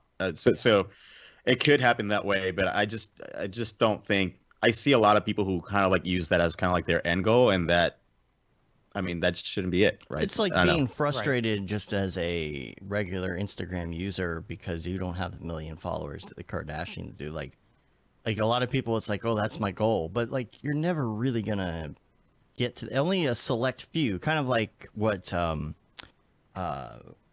Noseman was saying last week, is that there's still the luck. There's still luck in there. Yeah. You know, Yeah, you could sure. be really good. You don't know. And so like for regular people who are using Instagram, looking at movie stars being like, man, how do they have millions of followers on Instagram? I post the same douchey pictures every day and I don't have those followers. Yeah. You know, Well, they were already famous before they got on Instagram, right? It's like, but it's just interesting. It's an interesting world for sure. And I get it. Again, just do whatever makes you feel whole. Whether it's to get your million followers or just do your work and put it up there and see who someone who will hire you for something will watch it and then they'll get you on it. But again, I mean, I also know people who have like 500 followers on Instagram, which in that world is nothing, right? Quote unquote. And they get plenty of work. Right, they get plenty of work, whether it's at studios or at ad agencies or whatever, like direct to brand stuff, and that's fine. I mean, just do your work, focus on doing something that, I mean, that's you, like creatively speaking, and whatever you want to come will hopefully come for you. If not, then I don't know, just figure something else out. Kevin says in the chat, many, especially younger people, prefer the temporary aspect of Snapchat and IG stories because it can give the illusion of the post not being permanent. Well, yeah. I mean, there's one time. Yeah, that, if you think any of these posts aren't permanent and they aren't keeping like a track of 100% of what you do and say, you're a fool. Well, the average person can't go back and get it right, but it's still there somewhere on a server. Well, no, even Instagram, like I don't know if like for everyone, I think you may need to have like a business account, but you can still like all stories, like they get saved to an archive, and you can still go back. So like even a story that I posted like 2 months ago that was up there for 24 hours, I can still go back there now and just pull it back up. So obviously it's all being saved somewhere. Yeah. It's kind of good in those certain situations. Like the one time that me and EJ decided it would be a good idea to do a live stream from a bar. Well, when he was in Dallas. I mean, that was a good time. But Nice. there's a great photo. This should be the album art. There you go. Yeah, there you go. Yeah, but I mean, look how red we are. EJ's not on the show. Don't make that the album art. Yeah, that's true.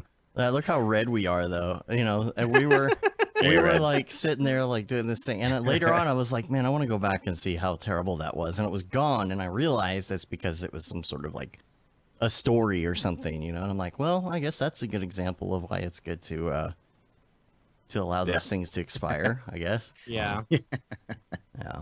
Exactly. And actually, last year when we were at NAB, one of those nights, actually, I think it was like after the pinball party, we all went to, again, Whiskey Down, as per usual. Of course. And like, I forget who it was who like won all the ducks, but someone rolled up with that like... was Chris Schmidt. Oh, I'm sure it was Chris Chris, yeah. So he rolled up with like, 50 ducks or something, whatever it was. Yeah. And then we did like a little stop motion thing. Yeah, that was cool. And then we put it up on I think Chris put it on his Instagram stories. I put it on my Instagram stories. Like some other people did. And like, voila. Okay, it was there for like 24 hours. Haha, look at us having fun at NAB. Which one of you got famous off of the exact same video? Well, Chris was already famous. So. Of course. I was trying to just like ride off of Chris's fame. Dude, welcome to my world. That's my everyday, bro. Well, maybe it worked. I don't know. We'll see. We'll see. If people at this NAB, they're like, "Where's the ducks? Stop motion stuff." I was like, "Okay, there you go." Yeah. Where is the duck stop motion stuff? Is it saved anywhere, or was that all? I don't know. Maybe I can look into my Instagram archive. There you go. And I'm sure it'll be there somewhere. Is that a tradition now too? Animating the ducks every year? I don't know if they did it last year. That was. I know they tried to get all the ducks. I thought that was last year that they animated the ducks. No, that was 2 years ago. Was it really? Yeah. Dude, we're old. Well, I don't know. I don't know about like the year before, but we did it Oh last yeah, no, that year. was last year. Was it last year? It was last Yeah, year yeah, because yeah. you weren't there 2 years prior. Yeah, last year was my first time there, so Yeah. Okay. Well, never Yeah. mind. I'm done. Yeah. it's okay. Sometimes I'm a getting, year I'm feels getting like NAB five. and SIGGRAPH confused. Yeah. Ah, Yeah. okay. Yeah. So another topic right. we had in here was taking breaks for mental health and physical health Oh yeah. versus always being on the grind and one thing Yeah, that Dave. I tell would us like about to your do. breaks. Speaking Yeah. of which, I feel like why- you're always on the grind. speaking of taking breaks, why don't you guys start talking about that while I go to the restroom? Go do it. I'm gonna take a break. right. Yeah, go for it. Take your break. All right. Yeah. No, it's funny because I feel like over the past few episodes of this podcast, some people have addressed this too, where like, there's this, I don't know, this contrast between like doing like two things, either like being like constantly on the grind and, just like doing like multiple bookings, right? Like booking like 2 or 3 studios at the same time and all this stuff. Because I mean, you don't want to miss out on work, right? Right. You want to make but- as much money as possible. Exactly, but like, where's the balance, right? Like, Yeah. at what point do you say, like, oh man, I'm so burnt out, I need to take a break? Well, here's so when you're freelancing, right? This is the number one thing I love about freelancing or owning your own company, is that you can go on vacation whenever you want. There is no set a time when you can or cannot. You choose when and how long. But the thing with that is you're basically choosing that you're going to lose money during that time that you're gone. Another thing is you can work from anywhere you want, So while a vacation doesn't necessarily have to be, or a break doesn't necessarily have to be, I'm going to Iceland for a week and I am not going to be answering any emails. Right. You could choose a vacation where you go somewhere, go to Iceland for a week and work there, for like half the day and then go explore for the other half. Yeah. Like that is the joy, one of the biggest joys of freelancing in this industry, or being in this industry, I guess. If you're working for the man, it's different. But even while I was working for the man, this one thing about this industry, I think, is burnout happens, and it happens hard, and it happens often, you know, and it will happen right after you get back from vacation, And so the thing is, like, you really gotta be aware of that. And especially those who grind all the time, like Dave does. I'm way more relaxed than he is. My stress level is way lower than he is. But you have to be aware that you're going to be putting in a lot of grind, and either you have to be ready for that, and also make your family aware of that. Because there's going to be some fights that come along with that. But for sure, you have to be 100% in it. And know that you're doing it for a purpose if you're going to grind, or work towards a vacation. See, what I like to do is I like to have a vacation booked at least every 3 to 4 months. That way I've always got something to look forward to, It's like, I'm going to grind for the next 4 months, but then I'm going to take a week off, That gives me anxiety. Why? What happened? A vacation booked ahead of time? If it's really weird. It's really weird. I love vacation. Don't get me wrong. I love vacation once I'm on vacation. What happens though is if I have a lot of stuff booked to like leave town and stuff in my head, it breaks up the things that I've got to get done. And so in my head, I'm like, oh gosh, I have to have all this stuff done in 2 weeks because I'm going to leave, and then it's going to be a week off, and it's going to take me a week to recover when I get back. And I love vacation, but I just get... There's always stress. There's always stress before it. This is a funny story. So one time, it was for NAB, right? me and my wife, we were leaving for NAB, and she was extremely stressed out. This was the first time we were ever leaving the kid at home, you know, with someone, you know, and us not leaving. So she was really stressed out about it. And we had to leave, like we had like 5 minutes until we had to leave. And she sits down and starts painting her toenails. And I said, "What are you doing? We literally have to walk out the door." And she said to me, "I am too stressed out to go on vacation." You know, and it's like, yeah, that's you, Dave. That's you, Dave. You're too stressed out to go on vacation. Yeah. No, I've been like incredibly productive lately, and just have been able to just go and go and go. I don't know what's changed really, but I don't know if it's maybe I was previously in a crippling depression and I'm not anymore. I don't know. Like something's allowing me to. I could see that. Something's allowing me to work more.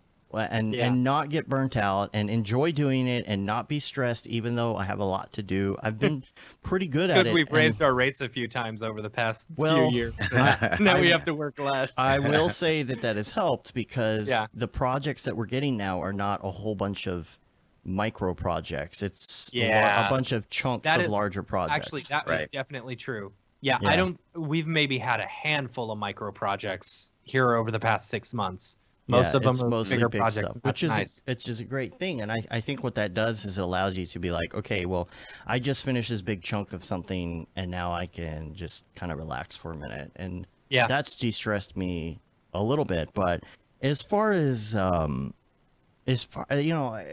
taking a break and not being on the grind all the time, it's hard for me to unplug. It is for you, yes. I've gotten pretty good at throughout the day. Like if I'm going to have a 15-hour day, I've gotten pretty good at being able to take that break and force myself to not get too distracted by other things that I don't come back. Yeah. You know, so I'm able to take the 30-minute Mario Kart break or just sit on the couch with my phone for like 30 minutes and do nothing, but then don't fall asleep. Don't take a nap. Get up, have the energy to get up and keep going. And not procrastinate. It's hard to do sometimes, but I feel like I've been doing better at it lately. Somehow it is. Yeah, it is. It's so funny because like for me, like 2018 was an extremely busy year, like busier than ever, and not just professionally, but also on a personal level. Like a bunch of stuff happened, and it's funny because like leading up to NAB. I had like all this like stress on me. Oh man, that's presenting at NAB. Oh well, and then like I had like all the stress on me from like personal things that had happened, just like work stuff, like just a bunch of stuff. So I'm going up to NAB. And I'm like, oh my god, should I just like cancel this and just be like, just stay back and. Just again like stay in grind mode because like I was kind of seeing NAB as a little bit of a vacation, to be honest. I was kind of like seeing it as like it really helps advance your career. It's probably the most stressful vacation you'll ever go on, but it is also the most fun vacation. No, it not was, the most fun. I saw it. I saw it as a good break. Of a lifetime. You know? Yeah. But it's funny because like there was one moment where I mean I'm pretty good at faking it, even if I'm like on the inside I'm like screaming and just like but on the outside I look I'm really like good at pretending that chill. I'm not dead on the inside. Exactly. I'm good at pretending that I'm like happy and cheery all the time, but it's funny because there was one moment where like I spoke to Matthias and Matthias was like how you doing, man? And I was like, I have to be honest, I'm kind of just blowing up on the inside, freaking out. I'm like slowly dying inside. Yeah. But I want you to know it's got nothing to do with like NAB. I'm super appreciative of being here, and everyone here is awesome. It's just I am just so burned out. Like I told him, like I'm so burned out, and it's nothing to do with this. I'm actually seeing it at NAB as like a good chance to kind of like decompress a little bit, even though it's a little stressful because of the presentation and all this stuff. Yeah. But the good thing is I got my presentation done the first day. So the rest of the week I was able to. That's the best. Yeah. So the rest of the week I was kind of able to like chill a little bit, but even then, My NAB presentation was Wednesday morning, the night after the pinball party. Yeah, and I think mine was on The morning after. My first one was, which was the only NEB one I did. I think was Thursday. You know, it's like, you're partying and like you're trying not to overdo it because you like you got stuff you got to practice and you don't want to kill the brain cells that were remembering your notes. You know, Right. so finally it's like, finally I'm done. I can relax. Well, it's the last night. You know. Yeah. So I actually suggest that during NAB, Wednesday is a good night to maybe go to bed a little bit early because there's so much to do Monday and Tuesday.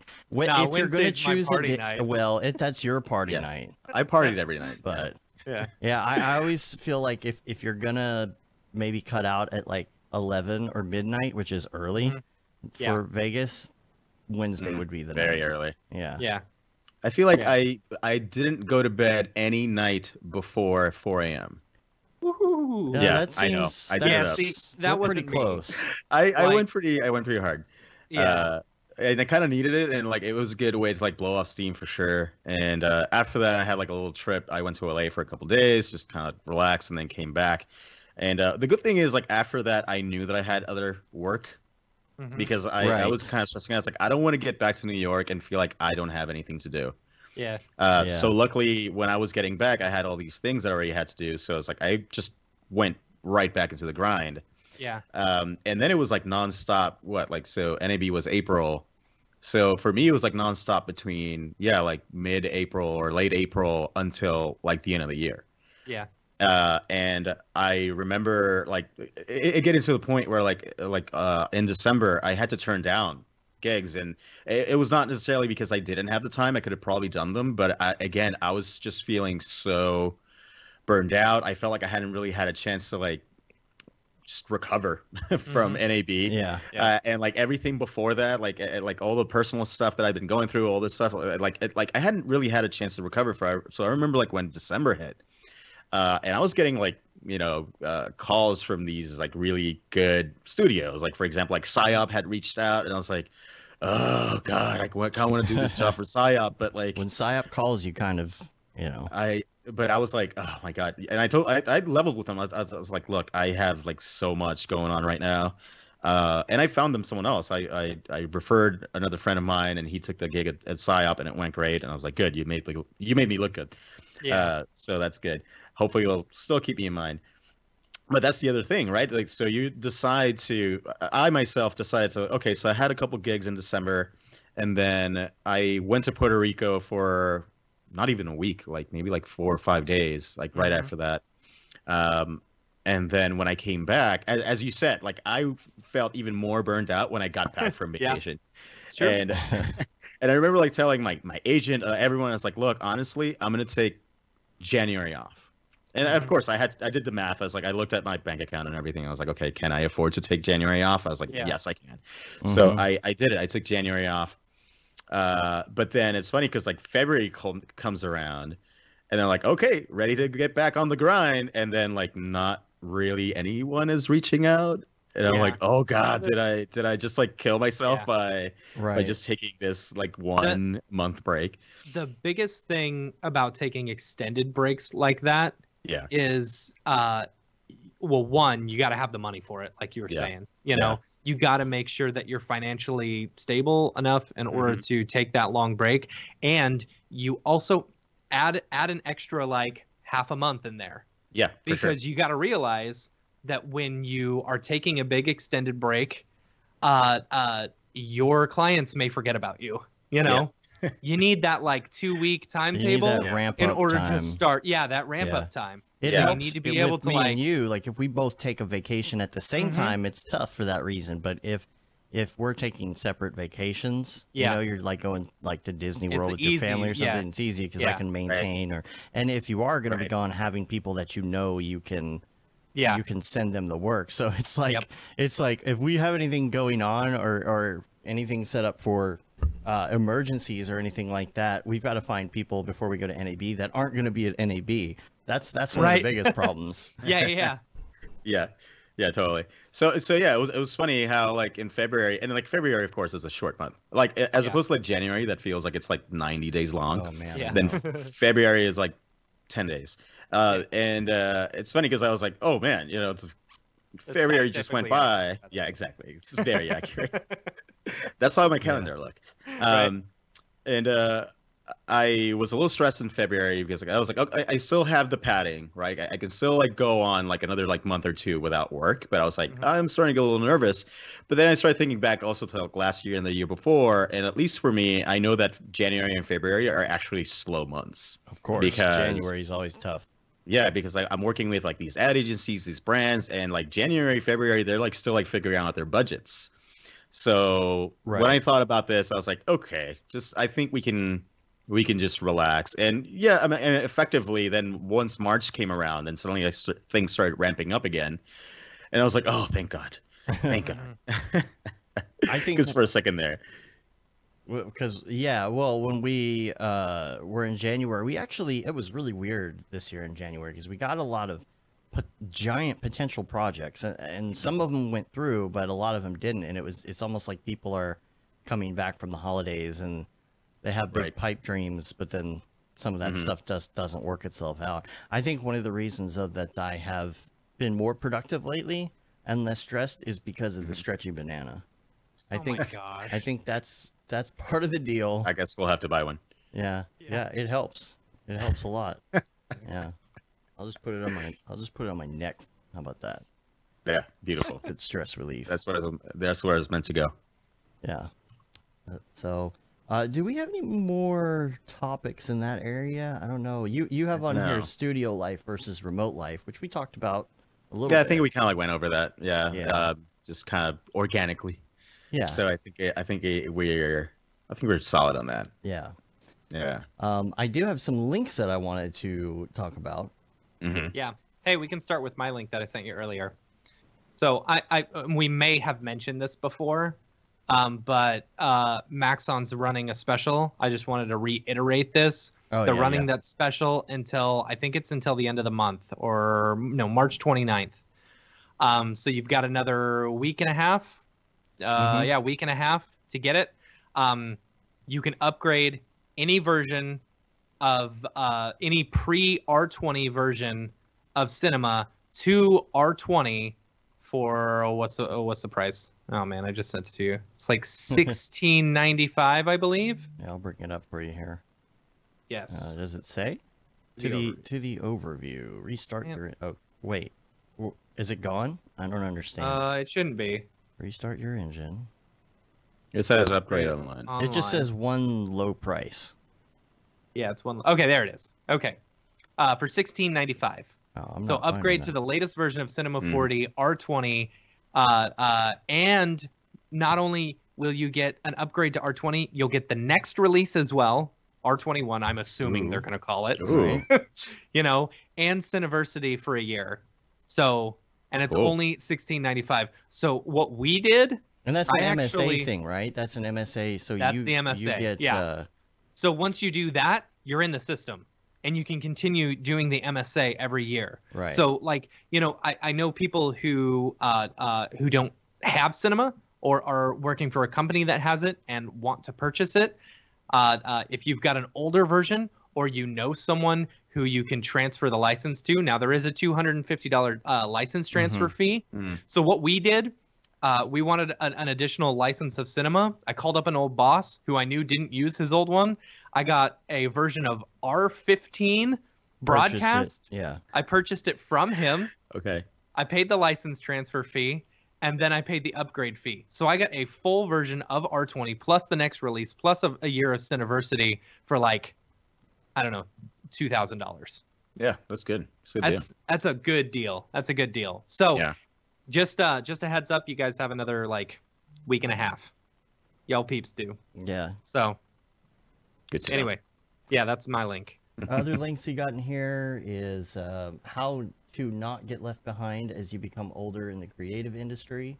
This is basically the future. This is Ryan Summers. He was on this week, I think it was, no, I'm sorry, last week it was Wednesday or something like that. He did give a shout out to Brograph and talked about Beeple's people for a little bit, which was great. So thanks for that. And I think people were referring to Christo and Ryan Summers as snake oil salesmen. And mainly to Chris, I think, because Chris is one of those people who, I don't want to use that influencer word, but he's extremely popular and has a great show and has lots of insightful information. And some people try and give it that whole, I don't know, what's the word I'm looking for? I'm trying to make him out to be one of those kind of fake-ish motivational speakers or something like that. So he actually posted something called Squashing the Beef with Christo and Ryan Summers. I think they might do like a squash the beef thing where people who actually have some beef can oh boy, I guess I like that. I don't know, that might get interesting. Yeah, so I'm gonna be interested to see that. Yeah. We'll see how that goes. Yeah. But no, that was a really great video. I didn't get to finish it live, and I need to go back and watch the ending of it because I was leaving to go somewhere. But I'll put that link in the show notes as well. You can check out the original video. Great talk. Cool. Because that's coming up a lot lately. Is leaders in this industry and gosh, just where this industry is going, and people who are making money in this industry, and people who are doing the Instagram thing, all of that. Great video. Also, this morning, Raphael Rao, who he was in the chat, but I think he had to go. He posted a new gig, a new joint on his Behance, which is called Meters, which is really cool. I guess I could bring it up in the stream. Oh yeah, it had those like oscilloscopes and all that stuff, right? Yeah, his cool. stuff is so detailed when it comes to the texturing and stuff. And he even posted his nodes and stuff. Yeah, I'll bring it up here on the stream. So it's I guess it's supposed to be like a shortwave radio, ham radio type thing. Just all the knobs, and I love what Dave, he does with as a ham radio aficionado. How accurate is this model? Considering that this isn't really a ham, well, I don't know. It says band over here, tuning. I mean, it's not by it's. I mean, I could go in the other room and get mine out and show you the difference. Let's do a side by side. Yeah. No, this is, I love like the BNC connectors, or bayonet connectors, as they were probably called when this thing was made. It looks old. I don't know if it's supposed to be that or not. It might be some sort of electrical device. I don't know. But I love what he does with his edges. He's got, I think, a node tree somewhere in here. I believe I saw it. See all these edges? These like the knobs and stuff have all the scratched and worn edges. I absolutely love that.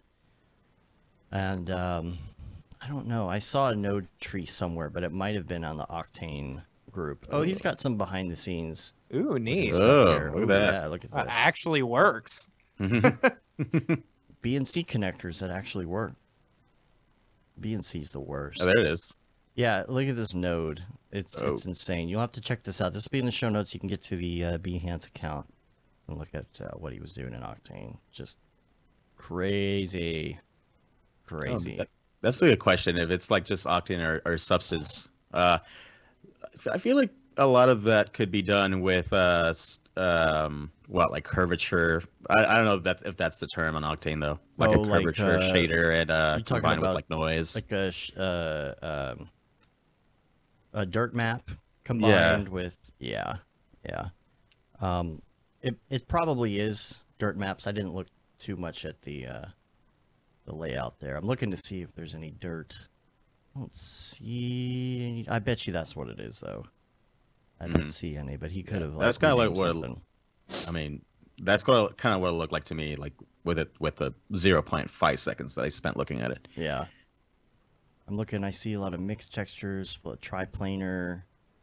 I bet it's in there somewhere. I don't know if this was substance or not. Yeah. Or even just like looking at the close-ups. Well, there might be some like, I don't know. Yeah, because Billy said, Octane calls it the dirt node.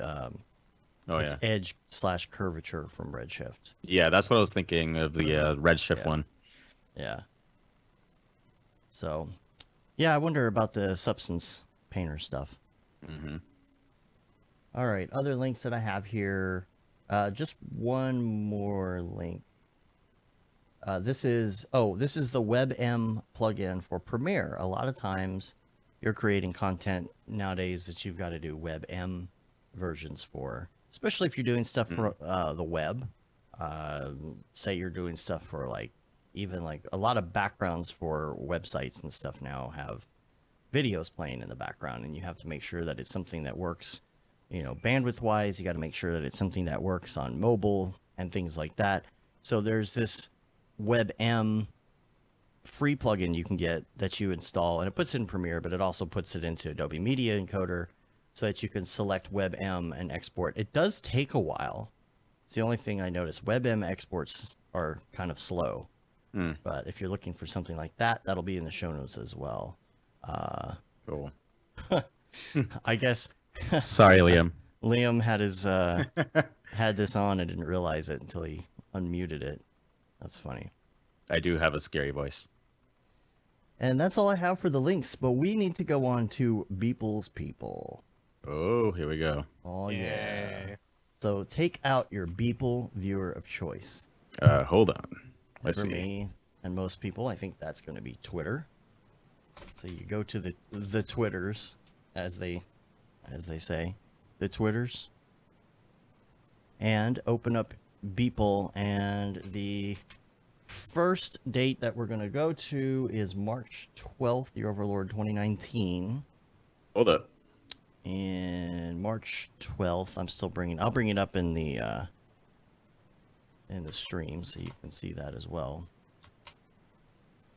And this is called Spunktopia. Oh, yeah. Spunktopia. He actually labeled this and said made with the dope new Kit Bash 3D Steampunk kit. Mm-hmm. So this is really cool looking. It looks pretty cool. All right, you guys keep doing this. I'm going to run to the restroom. My turn to break. Right. So, man, the first thing, obviously, is the steampunk stuff, but I love the colors in this. Yeah. I'm not the biggest steampunk fan in the world, but I really, really did enjoy. Gosh, what was that steampunk game? I remember that. Gosh, my mind is. I forget what it's blank called. now. But, yeah, my brother used to play it all the time. Yeah, you know what I'm talking about, right? Yeah, Somebody in the chat will remember, but I remember the first time I saw that, I was like, wow, I've seen steampunk before, but this is actually really, really kind of cool. Like, the colors and the way that they did it and everything. Gosh, why is my mind freaking blank? I'm sure somebody will come up with the name in the chat there. But the emissive textures, I love the environment in this too. Yeah, it looks great. I guess it's an HDRI back there, right? Or is it a? Who knows? Because the way he kind of flips between Photoshop, it's really hard to tell sometimes. Yeah. But I like there's basically like 3 layers of environment in here too. You've got like the ultra background. Back here, you've got the middle ground. BioShock, thank you. Oh, yeah. Jason, That's what it was. BioShock was great. Yeah, so you've got the background, this middle ground, and here the foreground has no haze on it. I really like how that was done. And yeah, it looks great. I love those layers. As a still, he probably just did different masks for the different layers. It's not that gradual. It's kind of hard to tell, but when you're doing a Photoshop file, it's a lot easier to kind of fake some of that stuff. Yeah. Like even with this background, it's easier to find like a really cool looking background that's not HDR. So yeah, it helps. The reason I think it's an HDR is because if you look at the top of it, you kind of see the clouds starting to wrap around a little bit. Yeah, And I was I like, can see looks that. like it might be in HDR. But yeah, I don't know. Either way, it looks pretty cool. Yeah, that's a really, really cool one. Yeah, it's funny because Grant mentioned Love, Death, and Robots, and I was watching that last night, the night before. But there's an episode in that. Have you seen that, by the way? You know that? No. It's pretty interesting. It's like all these like little, not all of them are CGI, but like just let's just say like animated shorts. Half of them are maybe CGI. Some of the other ones are like more like traditional cartoons. But there's one episode that's all steampunk, and it's got all the tropes, you know, the blimps, the copper buildings and all that stuff. It's pretty good. I'm gonna have to check that out. Yeah. And then I was wondering if anyone I know. the next one is Oh my gosh. March 13th. It's called Medieval Measuring Contest. And I like the eggplant. The eggplant emoji is on their flag, so you know what they're Right. measuring. Yes, we know Eggplants. the size of their eggplants. Yeah. Really. Yeah. I dig it. I don't know about backstory. We didn't really talk about backstory on either of these, but backstory on this, you know, the fact that they have an emoji means this is in the future, right? I mean, It has to be. Maybe mean- it's like after the apocalypse. unless Mm? maybe there's some sort of time travel involved here.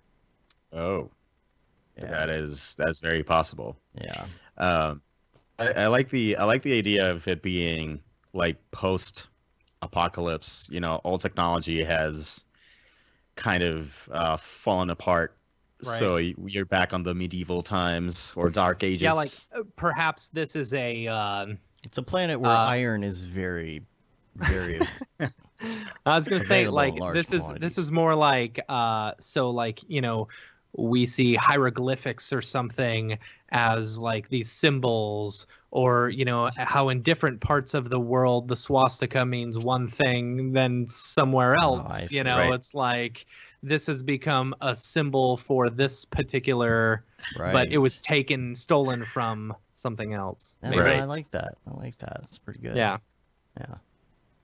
Or Maybe they're they're just just, measuring their wangs. maybe Yeah. maybe they just have like There's a always an that. eggplant god. Yeah. They had like some like giant eggplant sculpture hanging out in some temple, and they're just like kneeling in front of it. Yeah. My Mhm. flag is gonna have the stretchy banana on it. Oh my gosh. Yeah. You would be like the opposing faction on Yeah, the other that's side of right. the field, just ready to attack. Red versus blue. Yeah. It's funny. All right. And then eggplant versus man. the next one would be March 17th. This is called Bad Deal. And I like this one because it kind of calls back to some of the stuff that we've talked about before, which is the animal skeletons. That's one of the things. We have talked about the animal skeletons in different sizes too, and if the animal skeletons were guarding the portals or not, and if they died guarding the portals. Now, this looks like the Grim Reaper. Does Could and be. his dog. Or it could be a big people. Well, it could be a big Beeple Reaper.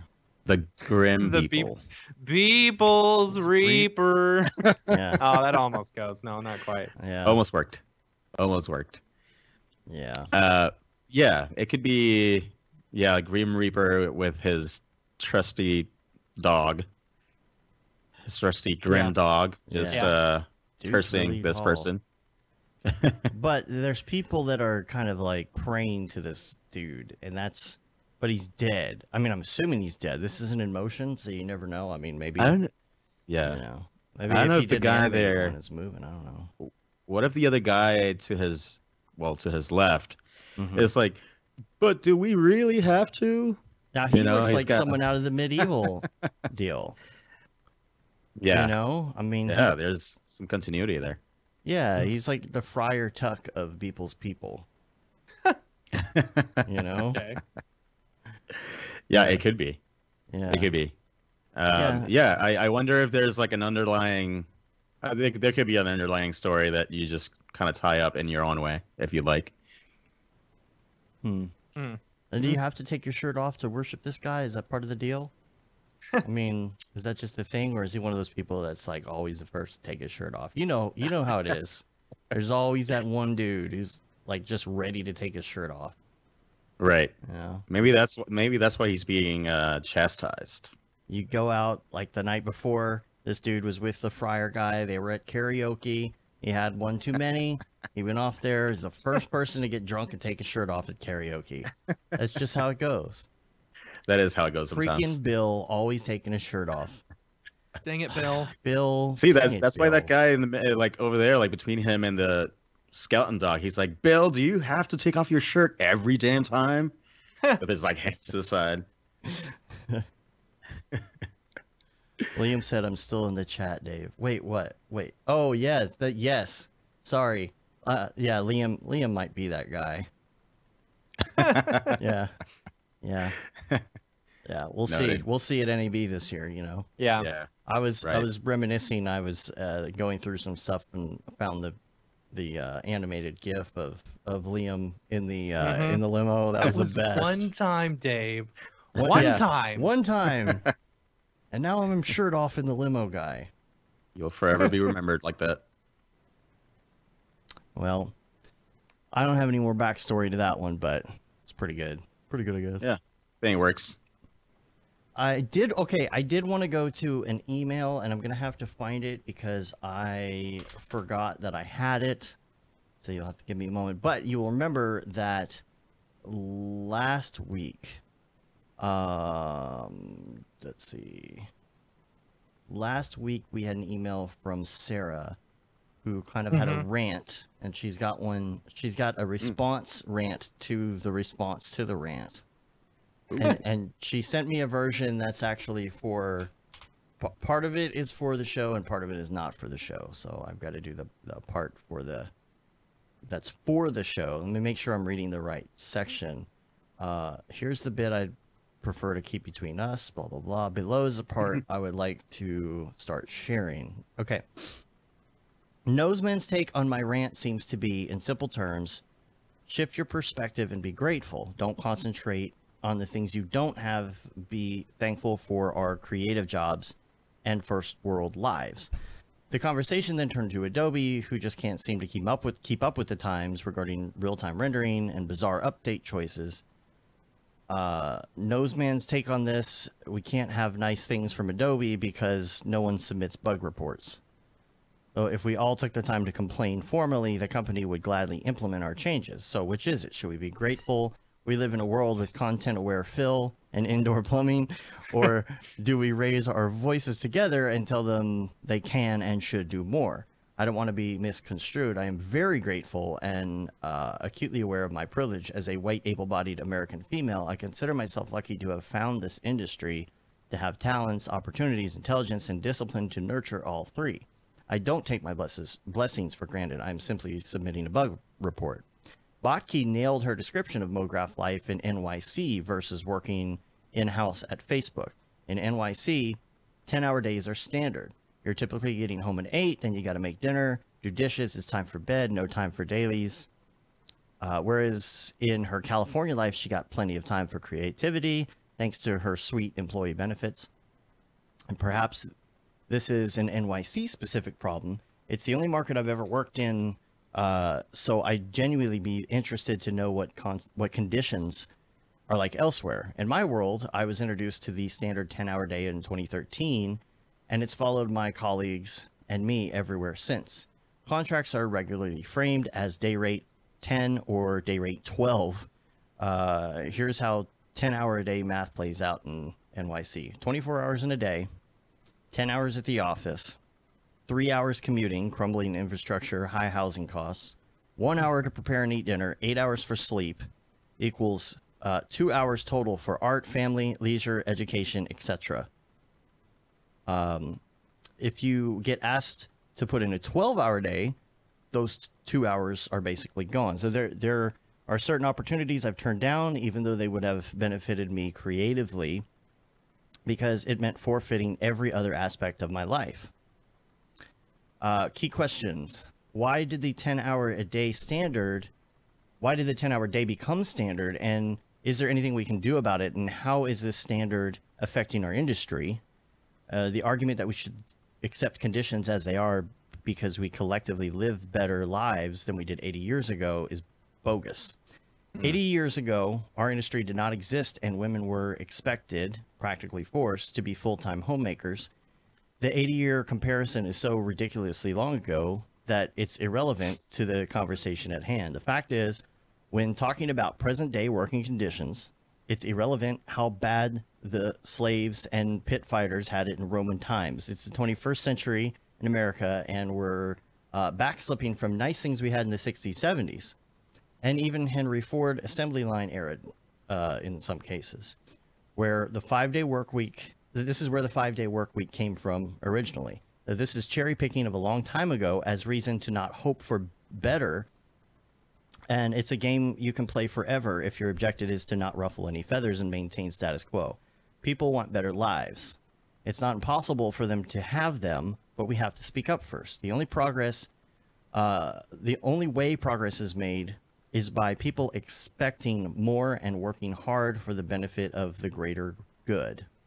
Would we have GPU render? Felt we were lucky to have standard render? Hell no. Somebody thought real-time rendering was possible, and thank goodness they did, because it's amazing. A sense of gratitude is what we should feel when we stop to catch up our breath and look at what we've accomplished. Gratitude is not a reason to accept and ignore problems that affect our daily lives.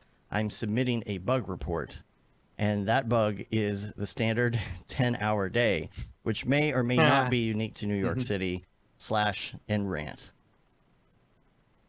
So That's this good. is great because you're in New York City, and you can kind of give us an idea of that whole thing. So what is your typical workday in New York City? I mean, she's not off. Like, I feel like at least whenever I do a studio gig, and as I mentioned, I mean, in a year maybe I'll do like 2 or 3. But yeah, it would be typically like, let's say like 10 hours. Yeah, the commute maybe for me was, let's say like an hour and a half total, right? Like 45 minutes each way. And yeah, you know, you have like just very little time to do like whatever you want to do, like on a personal level. So I mean, one of the, well, is benefits the word here? One of the advantages, let's just say, that I have is that I don't have a family. Like I'm single, right? And I live by myself. So I still found some time to do my own thing, but it was always like a struggle, right? Because like you would get home so exhausted, like especially mentally. But the mental exhaustion turns into physical exhaustion, right? So you get home and you're like, well, I still have maybe a couple hours to do this or that, but you just get home and you're just like, ugh, you don't want to do anything. You eat, which automatically makes you tired. You sit on the couch. Yeah, I'll get up in a second, and then like an hour later, you're like, ugh, I'm just gonna go to bed. So it does take like a big toll on you. One thing that I have done that I've found helpful is that whenever I go to a studio, I'll set up, sure, I'll have a day rate, but I'll be pretty strict about what that day rate entails. So I'll say like, hey, it's going to be like X amount for a day, and a regular day is 8 hours. After 8 hours, I'm charging you time and a half, 1.5 X, for example, per hour. And if it goes beyond like a certain point, I'm charging you double. That's a very important thing to do. Is always lay your grounds ahead or whatever. You know, let them know, because I will say, the few places that I've worked, you know, freelance, they expect when you say your day rate, they see it as a 10-hour day. You know. For the most part, they do. expect you working weekends. They're like, okay, well, we'll just give this to you on Friday. Do you think you can have that by Monday? No. No. And I'm actually pretty strict about it, and you know, some studios might frown upon it. They'll be like, well, screw this guy, we'll just go with someone else. So be it.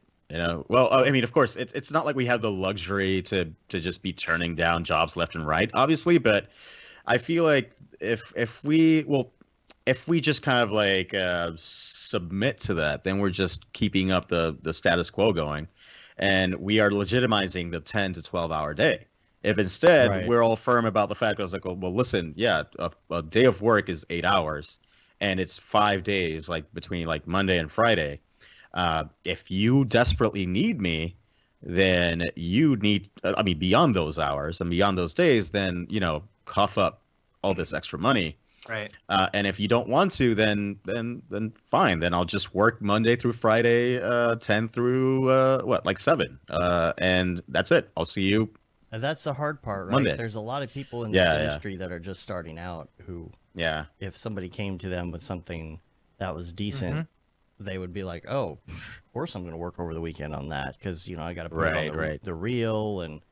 Right. I really want to have this person listed as a client, and they're going to do it for cheaper, and they're going to work the weekends, and that's kind of the dilemma that happens, right? Because so many people do that, then everybody's like, well, that's how it usually is, right? I mean, I got all these other people that are working for me for half price, and they're working over the weekend. Yeah. So why won't you do that? Yeah. I think that's you got to know your own worth. Yeah. Well, yeah, but what I'm saying is that's what it does to the industry is pretty harmful. Because of that, and how do you tell a new because no new person starting out in the industry that doesn't have a gig, that has someone come to them with a possible gig to work over the weekend, they're not going to say no.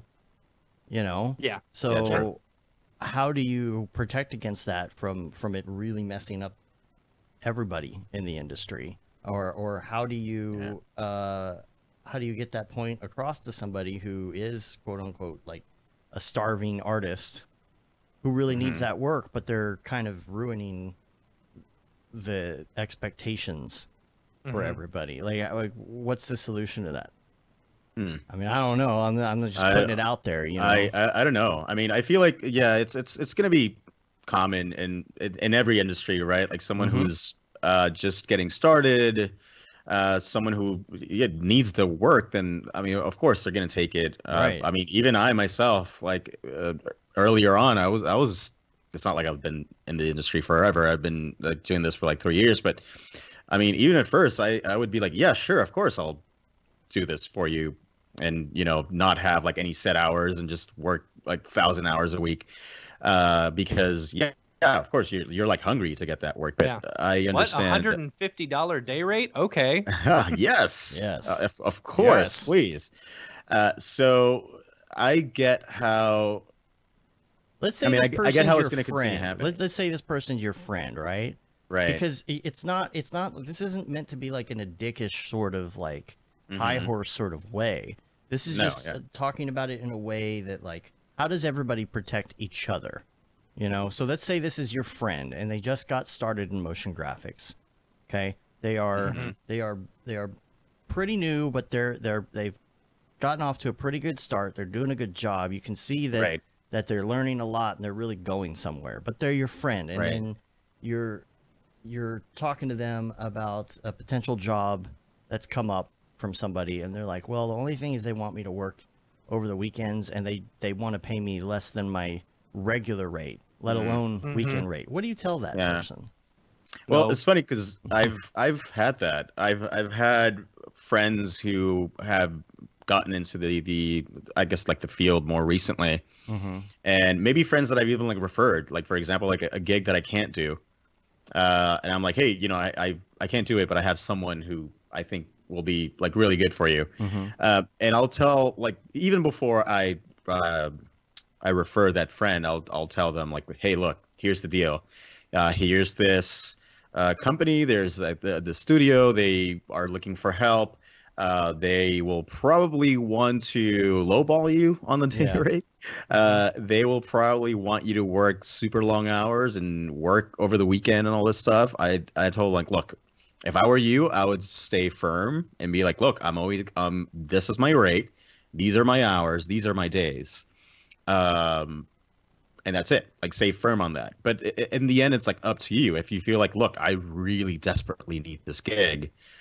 and I'm gonna take it, then fine. And I don't say it. So whenever I like give that advice, I'm not even trying to say it to them as like, don't ruin it for everyone else by doing this.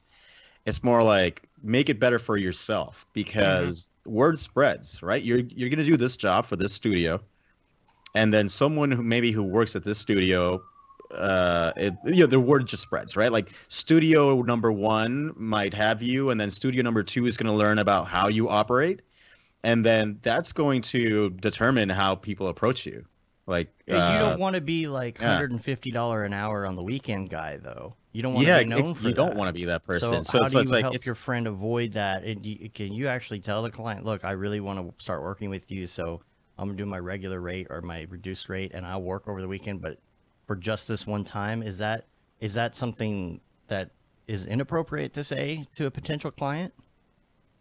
I mean, I don't know. I have negotiated rates in the past with clients. If they're like a first time client, I'll be like, hey, look, for this first time around, I'll be a little more flexible, and I'm still not going to work weekends or after a certain hours, but I will maybe come down on the day rate a little bit, right? Especially if it's a longer job. It's like, well, I mean, yes, we would like to pay you your rate, but it's a gig for like 60 days, and it's going to take a lot of money.